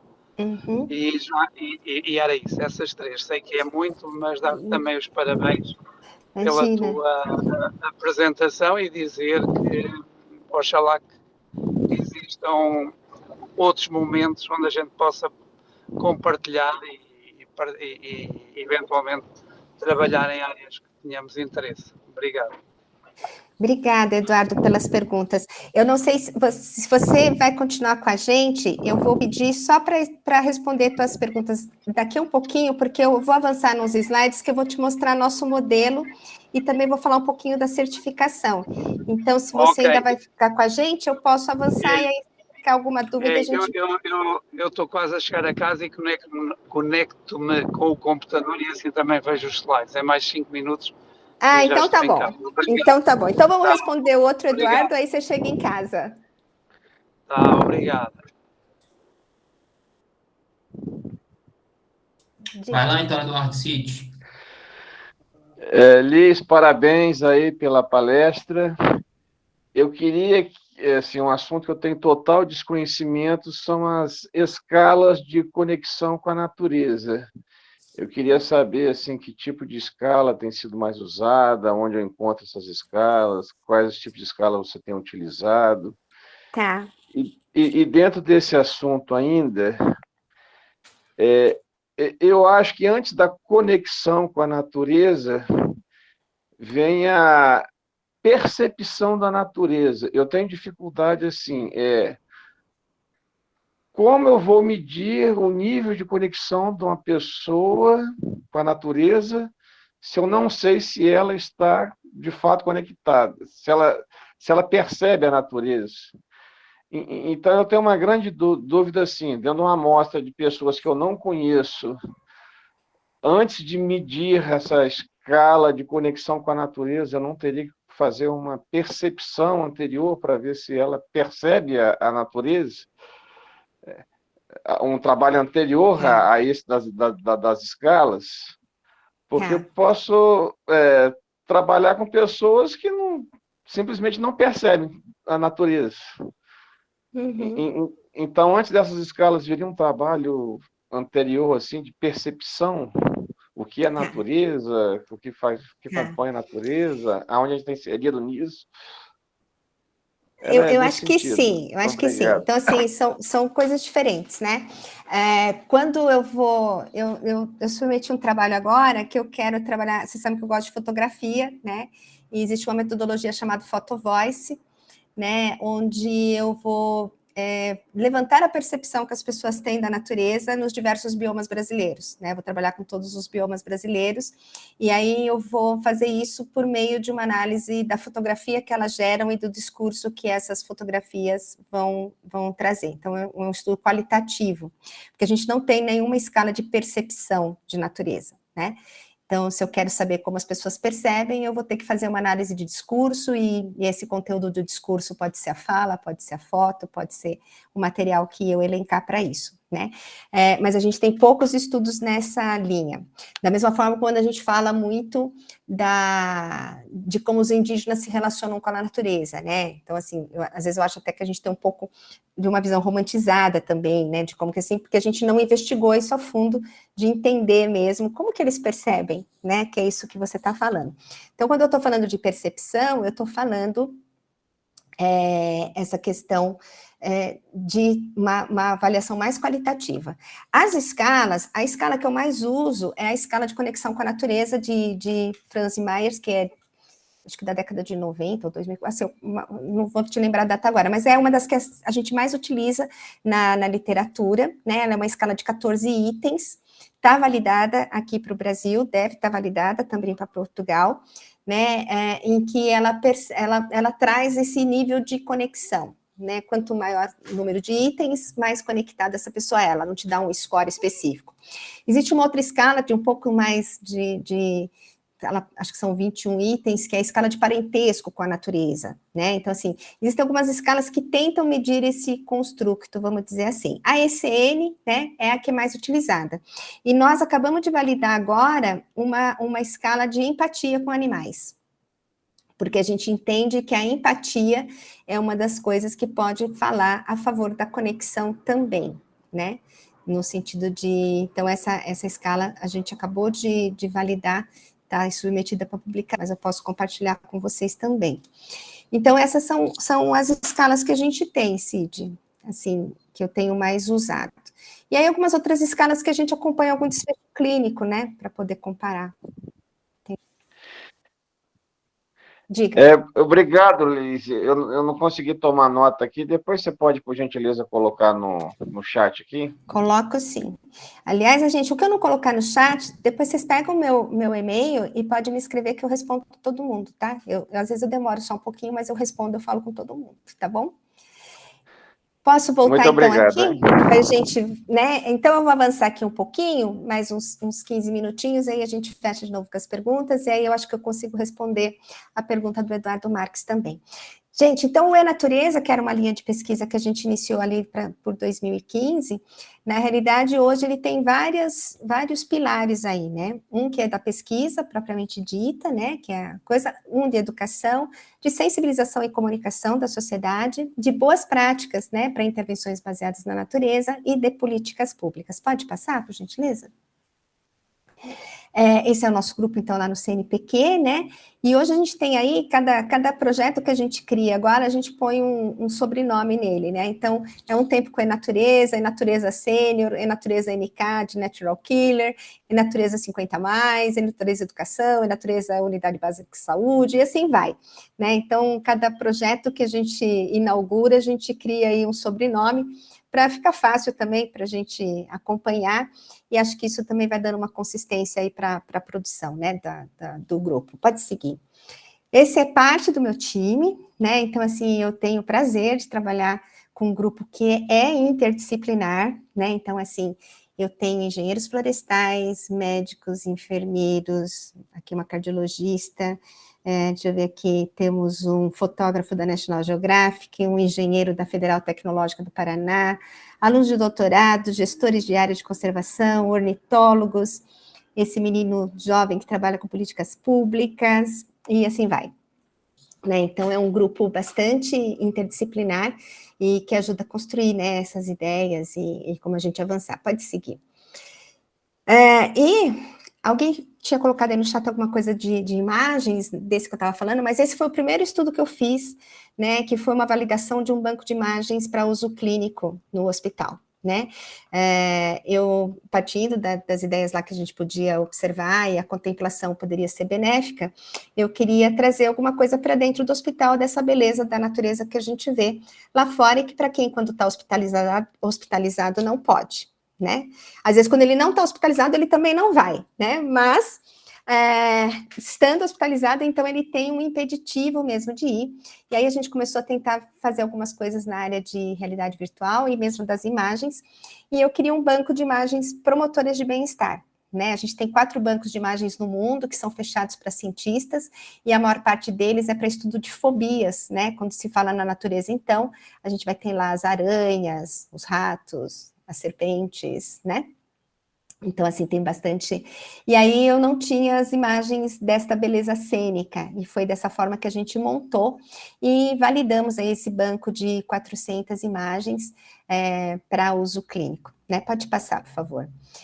E a gente fez isso com um estudo bastante robusto, foram mais de 27 mil avaliações, né, da população geral, e a gente conseguiu demonstrar aí que há aves coloridas, mar, céu, né, assim, todas são promotoras de bem-estar. Esse grupo cinza à direita abaixo é o grupo controle, que eram imagens de natureza degradada, animais em sofrimento, né, que demonstrou que então não eram boas, não eram benéficas, né, no sentido de promover emoções positivas. Pode seguir, por favor.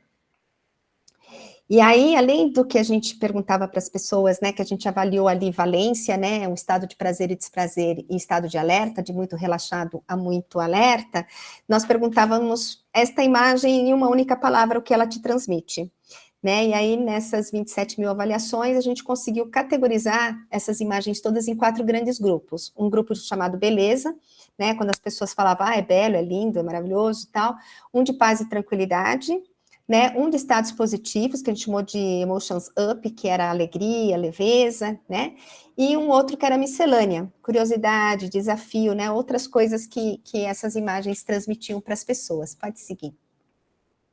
E aí a gente fez vídeos, na realidade, né, o vídeo nem era para COVID, a gente usou isso em pacientes oncológicos, mas durante a pandemia, as pessoas no hospital já sabiam, né, desse estudo e tudo mais, e eles pediram para a gente disponibilizar esses vídeos nas salas de descompressão dos funcionários nas UTIs. Então, naquele momento, eles podiam ir para lá e assistir um vídeo de 12, 15 minutos, né, vendo imagens de natureza, dentre outras práticas, outras tecnologias leves, Maria Cristina, que eles usavam, né, de exercícios respiratórios, etc. e tal. Então, eles podiam ver isso nessa plataforma. Pode passar, por favor.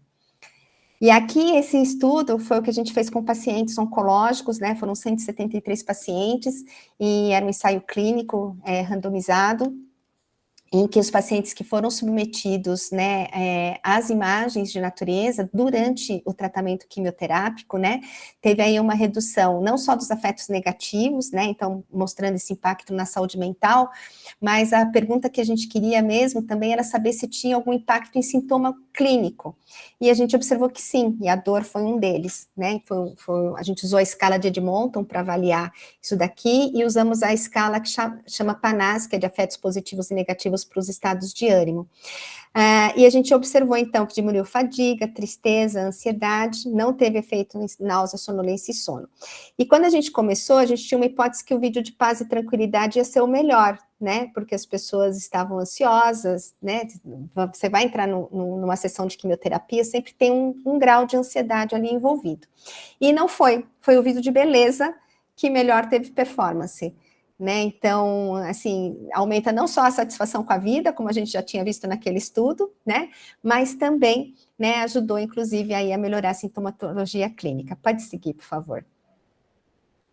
A gente teve aqui, só que foi uma aluna minha de iniciação científica, que trabalhou com sons de natureza, ela é pianista, ela é muito interessante, ela é bióloga de formação, né, eu também atraio gente híbrida, viu, gente, porque assim, ela é bióloga de formação, que ela fez na França, depois ela fez a pós-graduação no Einstein de saúde integrativa, bases de saúde integrativa no Einstein, depois ela resolveu fazer enfermagem, porque ela quer montar uma clínica de cuidados paliativos infantil, então ela precisava ter alguma profissão, né, que ancorasse um pouco mais a saúde, e ela é pianista, uma exímia pianista de música minimalista, e ela trabalhou com funcionários que atuam em cuidados paliativos, né, para redução de estresse, trabalhando aí com piano e piano mais sons do Sabiá Una, né, e aí também conseguiu demonstrar que, assim, o piano foi melhor do que o controle, o piano com Sabiá Una teve uma única diferença, que foi as pessoas dizerem numa escala também,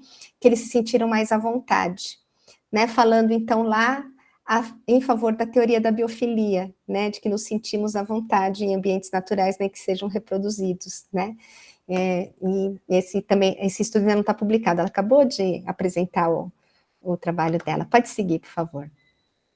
Aqui a gente tem uma natureza em realidade virtual, que a gente está conduzindo junto a pacientes em UTI, na Beneficência Portuguesa, aqui em São Paulo, no hospital público. Tem uma fisioterapeuta, acho que a Amanda já saiu, mas é uma fisioterapeuta que está conduzindo esse estudo lá, pode seguir. Um sênior, que é uma aluna de mestrado, né, trabalhando com conexão e engajamento com a natureza, estresse e bem-estar de idosos, que vai defender agora em dezembro, então deixo para depois ela contar essa história para vocês, não eu, para não dar spoiler, pode seguir. Aqui é um mapa de evidências que ela fez, inclusive, né, com algumas colegas, inclusive 2 colegas de Portugal também, da cidade do Porto, né, onde a gente conseguiu aí levantar que são poucos, de fato, os ensaios clínicos que envolvem também a população idosa, né, então, assim, a nossa base de evidências, ela ainda é uma base de evidências bastante frágil para essa população. Pode seguir.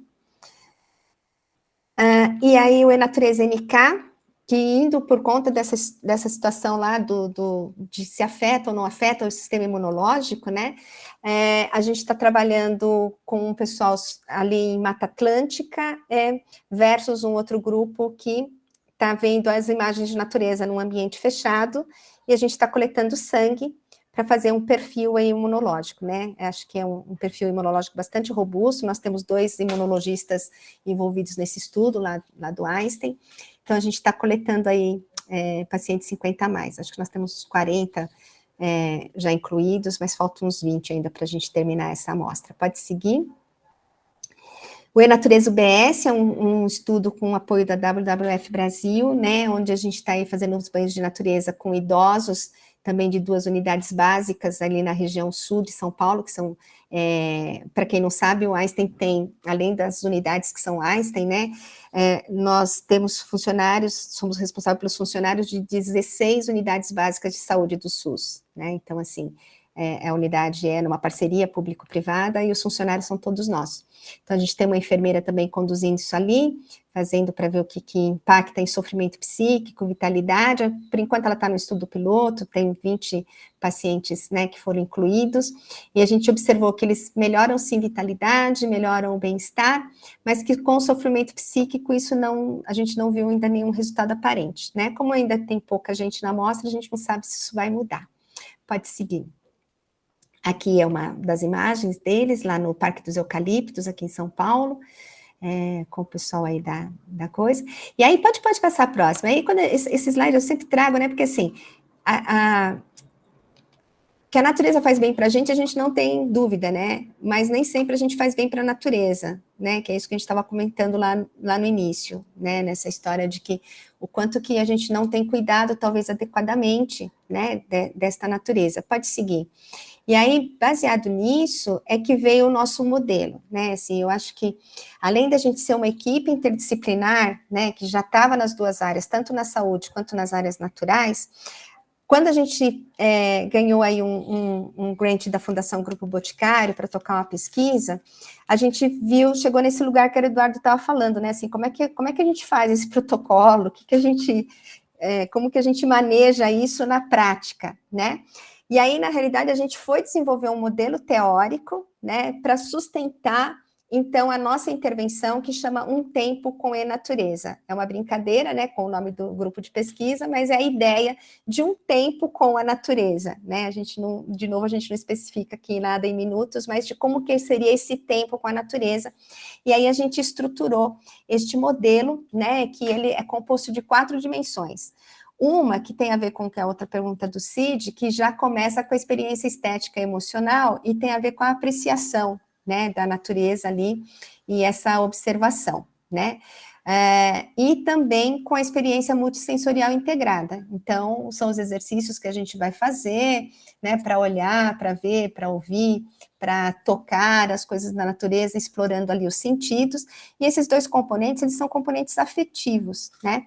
Então, assim, se eu olho e acho bonito, eu tenho uma experiência estética associada e ela é muito rápida. Eu olho tudo, acho lindo ou não é, deu prazer, não deu prazer, né? E essa experiência multissensorial integrada, então, que a gente vai ali fazendo através da caminhada leve, né? Porque cada uma dessas dimensões a gente tem algumas atividades âncoras para ela. E no componente cognitivo, que isso é o que diferencia bastante do que são os banhos de floresta do Japão, a gente trabalha com informação e conhecimento, né?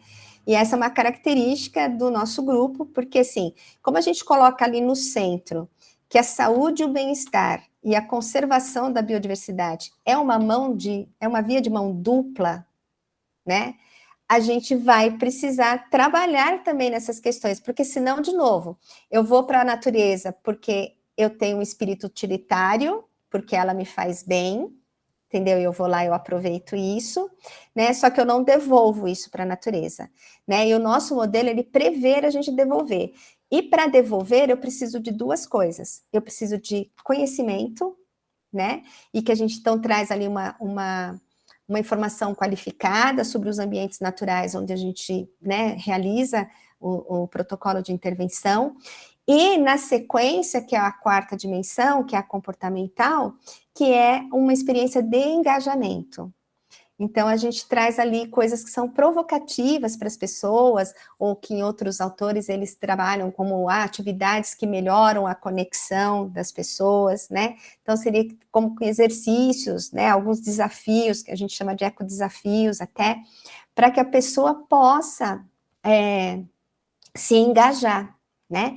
Porque aquele estudo grande lá que eu mostrei para vocês do Reino Unido, ele fala, bom, 97% diz que natureza ok, né? Quando você fala, na sua casa, o que você faz para ajudar a natureza? Isso já cai para 27%. E quando você fala, e você tem alguma atividade mais voltada à conservação, cai para 4%.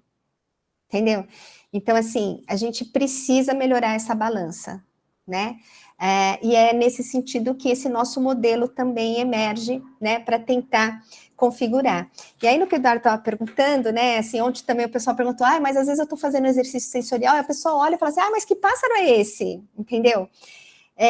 Gente, e aí não adianta, primeiro que ela já quebrou, ou você sabe qual é o pássaro e diz, né?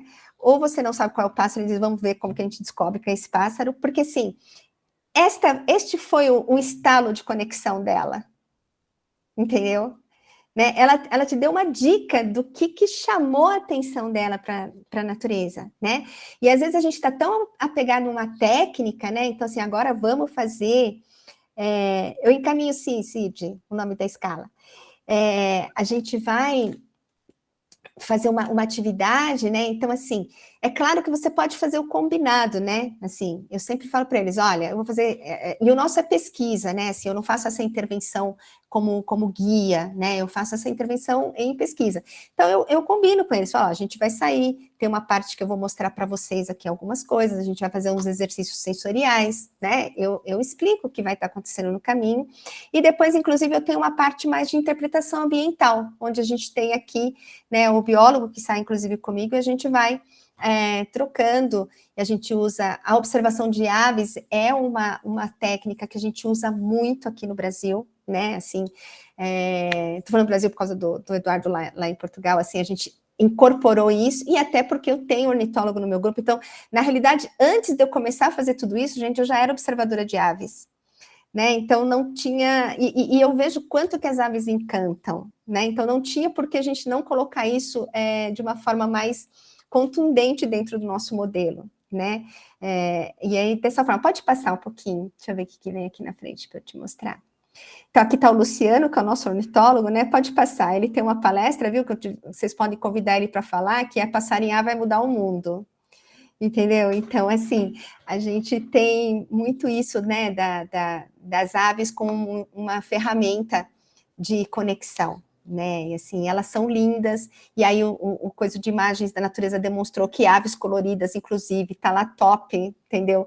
De resultado, né? Então, assim, é coisa que dá para a gente incluir. Pode passar.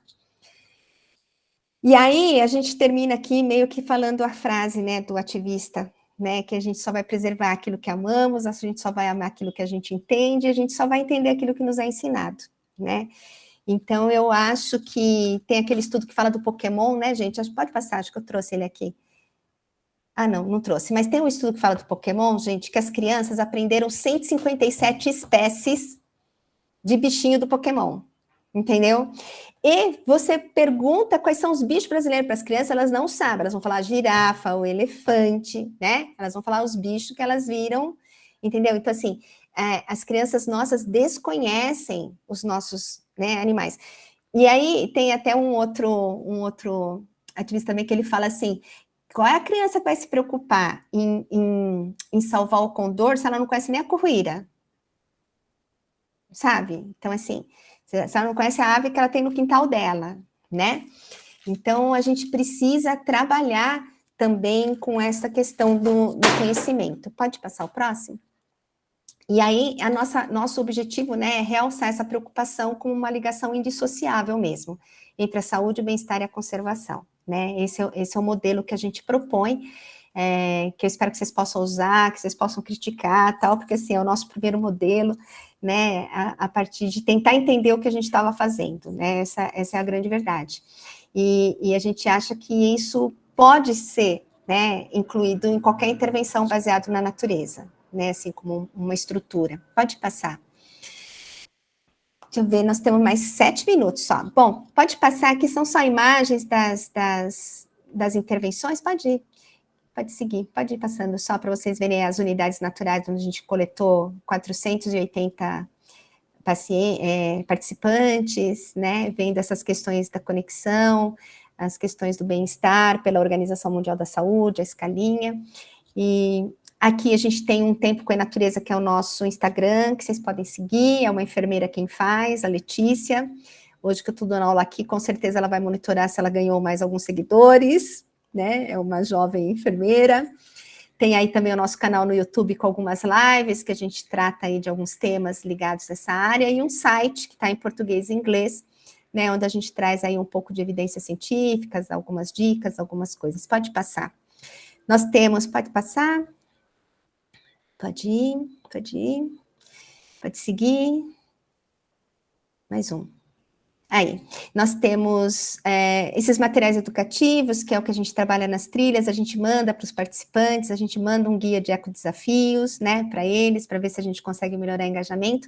E nós temos 2 cursos online gratuitos, gente, na plataforma do Einstein, né, um que é voltado para profissionais de saúde e outro que é voltado para profissionais que atuam nas áreas naturais e gestores, né, onde a gente tenta trazer essa discussão, né, de natureza e saúde aí para esses 2 públicos, é autoinstrucional, né, de 8 horas, para quem tiver, dá o certificado do Einstein, a declaração do Einstein, né, e está aí à disposição de vocês. Pode passar. E aí, voltando para outra pergunta, deixa eu ver, ele tinha me perguntado da flexibilização do protocolo, e a outra coisa era da certificação. Então, a certificação é uma história que começa a ser discutida aqui no Brasil também. Quando a gente entrou nesse edital do TEA, da Fundação Boticário, gente, era um edital de turismo sustentável. E eles traziam uma linha que falava de saúde.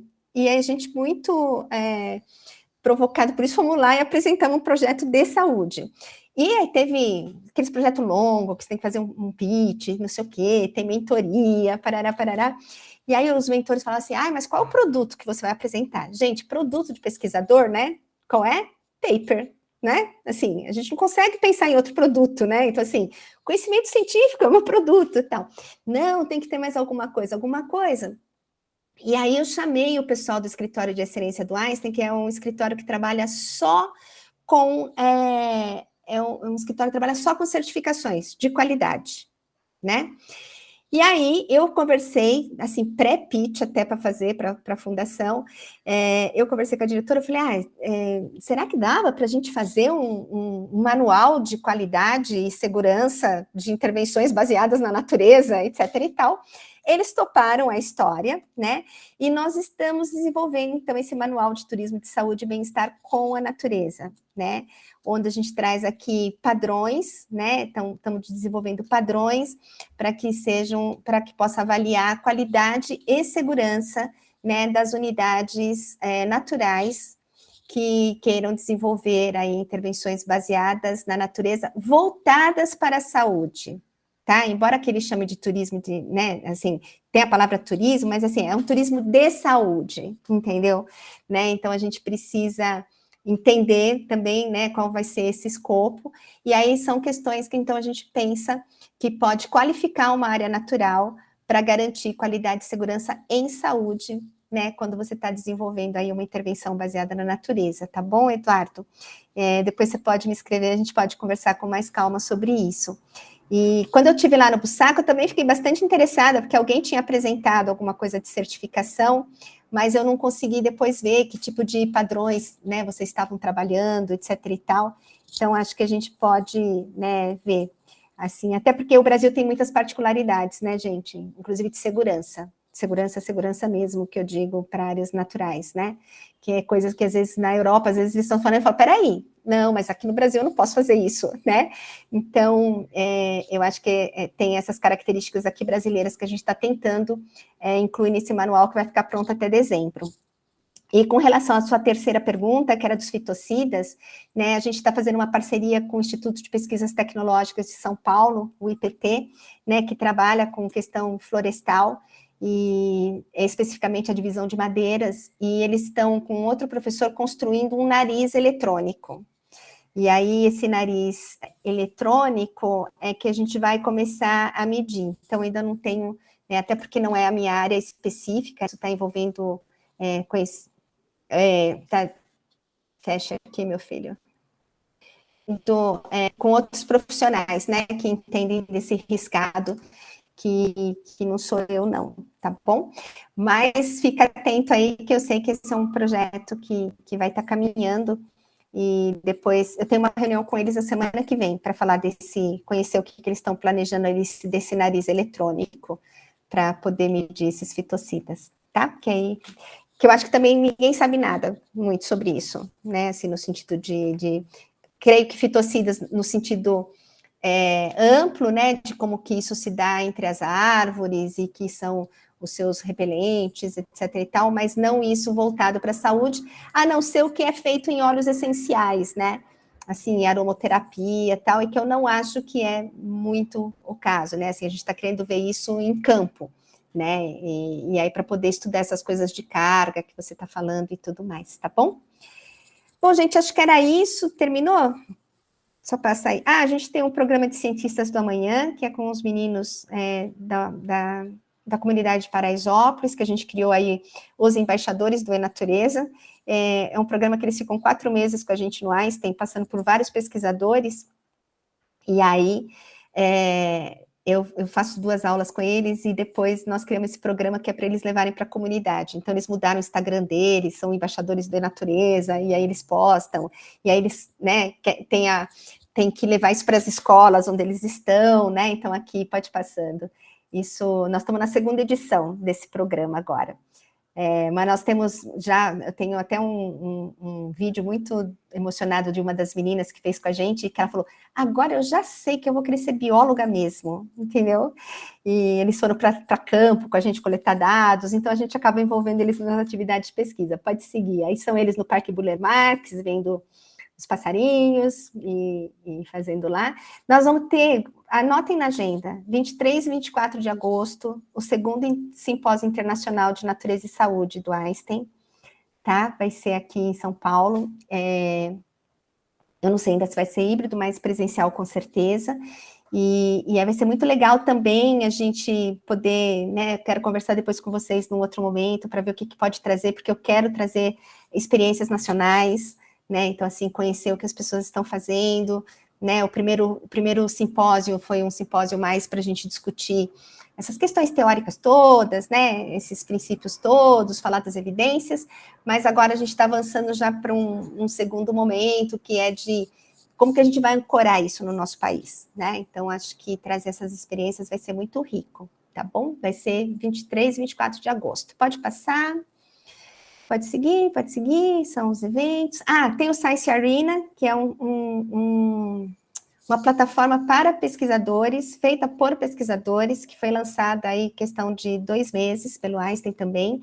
É para pesquisadores de todo mundo, não é só para publicar o que a gente tem. Então, se vocês tiverem material interessante que vocês queiram compartilhar, façam contato comigo, eu passo vocês para o editor, né, e eles têm tantos jornalistas que entrevistam os pesquisadores e criam matérias, que nem essa aqui de ameaças históricas, que eles fizeram com a pesquisa que eu tinha feito lá no Javari, com pesquisadores da Fiocruz, né, e eu ganhei uma coluna agora para falar sobre questões climáticas, então a cada 2 meses tem lá um texto meu, né, esse foi o primeiro que foi inaugurado esse mês. Pode passar... Pode seguir. Aqui é um trabalho da década do oceano, né, com o pessoal do Reino Unido, que a gente tem aí se engajado. Pode seguir. Aqui foi um dia no parque, lá na Chapada dos Veadeiros, que a gente também tem levado o projeto. Então, vocês viram, vocês me chamam, eu vou, né? Assim, porque a gente precisa estreitar esse diálogo, né? Porque senão fica só um discurso de que a gente tem aí colaboração. Pode seguir. E é isso, gente, acho que vai chegar no final. A gente tem que se meter nas políticas públicas, tem uma rede aqui que fez um manifesto, a gente entregou para a Marina, para a ministra da Saúde também. Quer dizer, a gente tem tentado fazer essa conjunção aí em todos os níveis, como eu mostrei para vocês lá no início. E a turma só tem aumentando, pode seguir. Que é isso, né? Cada ano que passa, a gente começou essa brincadeira lá em 2014 e 2015, e aí só, entendeu? Agora eu vou por aí o Caparaó, hein? Vou pôr trilhas, tá bom? É isso, pessoal, fica aqui os meus contatos, desculpa se eu avancei um pouquinho aqui, mas fica aqui, eu fico à disposição para vocês me escreverem, perguntarem. Eu tô até meio zonzo e sem palavras aqui, que você soltou ali no final uma metralhadora de coisa. Eu falei, meu Deus do céu, o que é isso? De coisa boa, né? Mas, enfim, o pessoal tá aí batendo palma, bombando.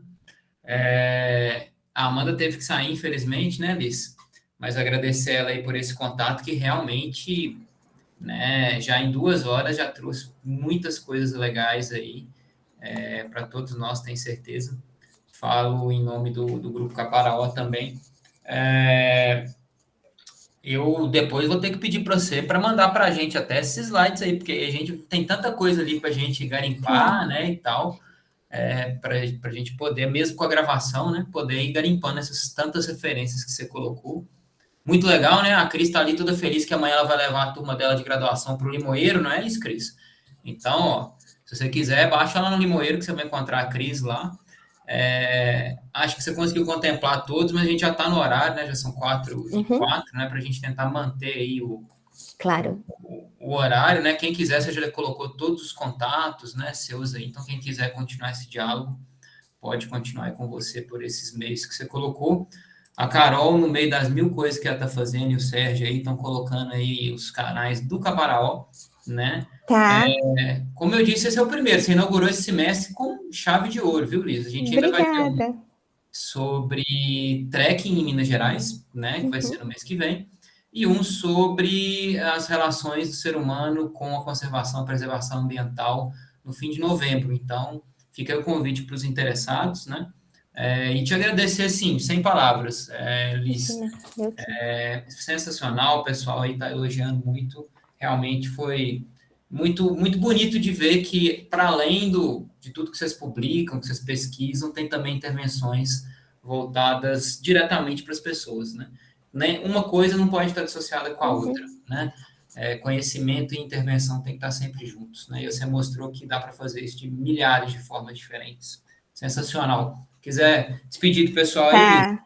Bom, pessoal, eu que agradeço a oportunidade da gente conversar. Desculpa se eu me estendi um pouco nos projetos, mas achei que valia a pena vocês conhecerem o portfólio, né? Porque, assim, toda hora a gente também está falando, o Brasil não tem nada, a gente está se esforçando, né? Então, acho que esse é o caminho. Vocês podem salvar em PDF a apresentação que está aí com vocês e pode compartilhar com as pessoas, eu não tenho problema nenhum, tá bom? Né? Só põe no PDF e manda. E eu fico à disposição, espero que vocês tenham gostado mesmo, e a gente se encontra num outro momento aí, né? Vou acompanhar vocês, já estou acompanhando também, e acho que a gente tem coisas para conversar depois dessa nossa reunião aqui, desse encontro, tá bom? Super obrigada, viu? Todos vocês. Valeu, obrigadão, Liz, a toda a equipe do Caparaó que trabalhou, em especial a Carolina e o Sérgio. A gente encerra por aqui, vou parar a gravação.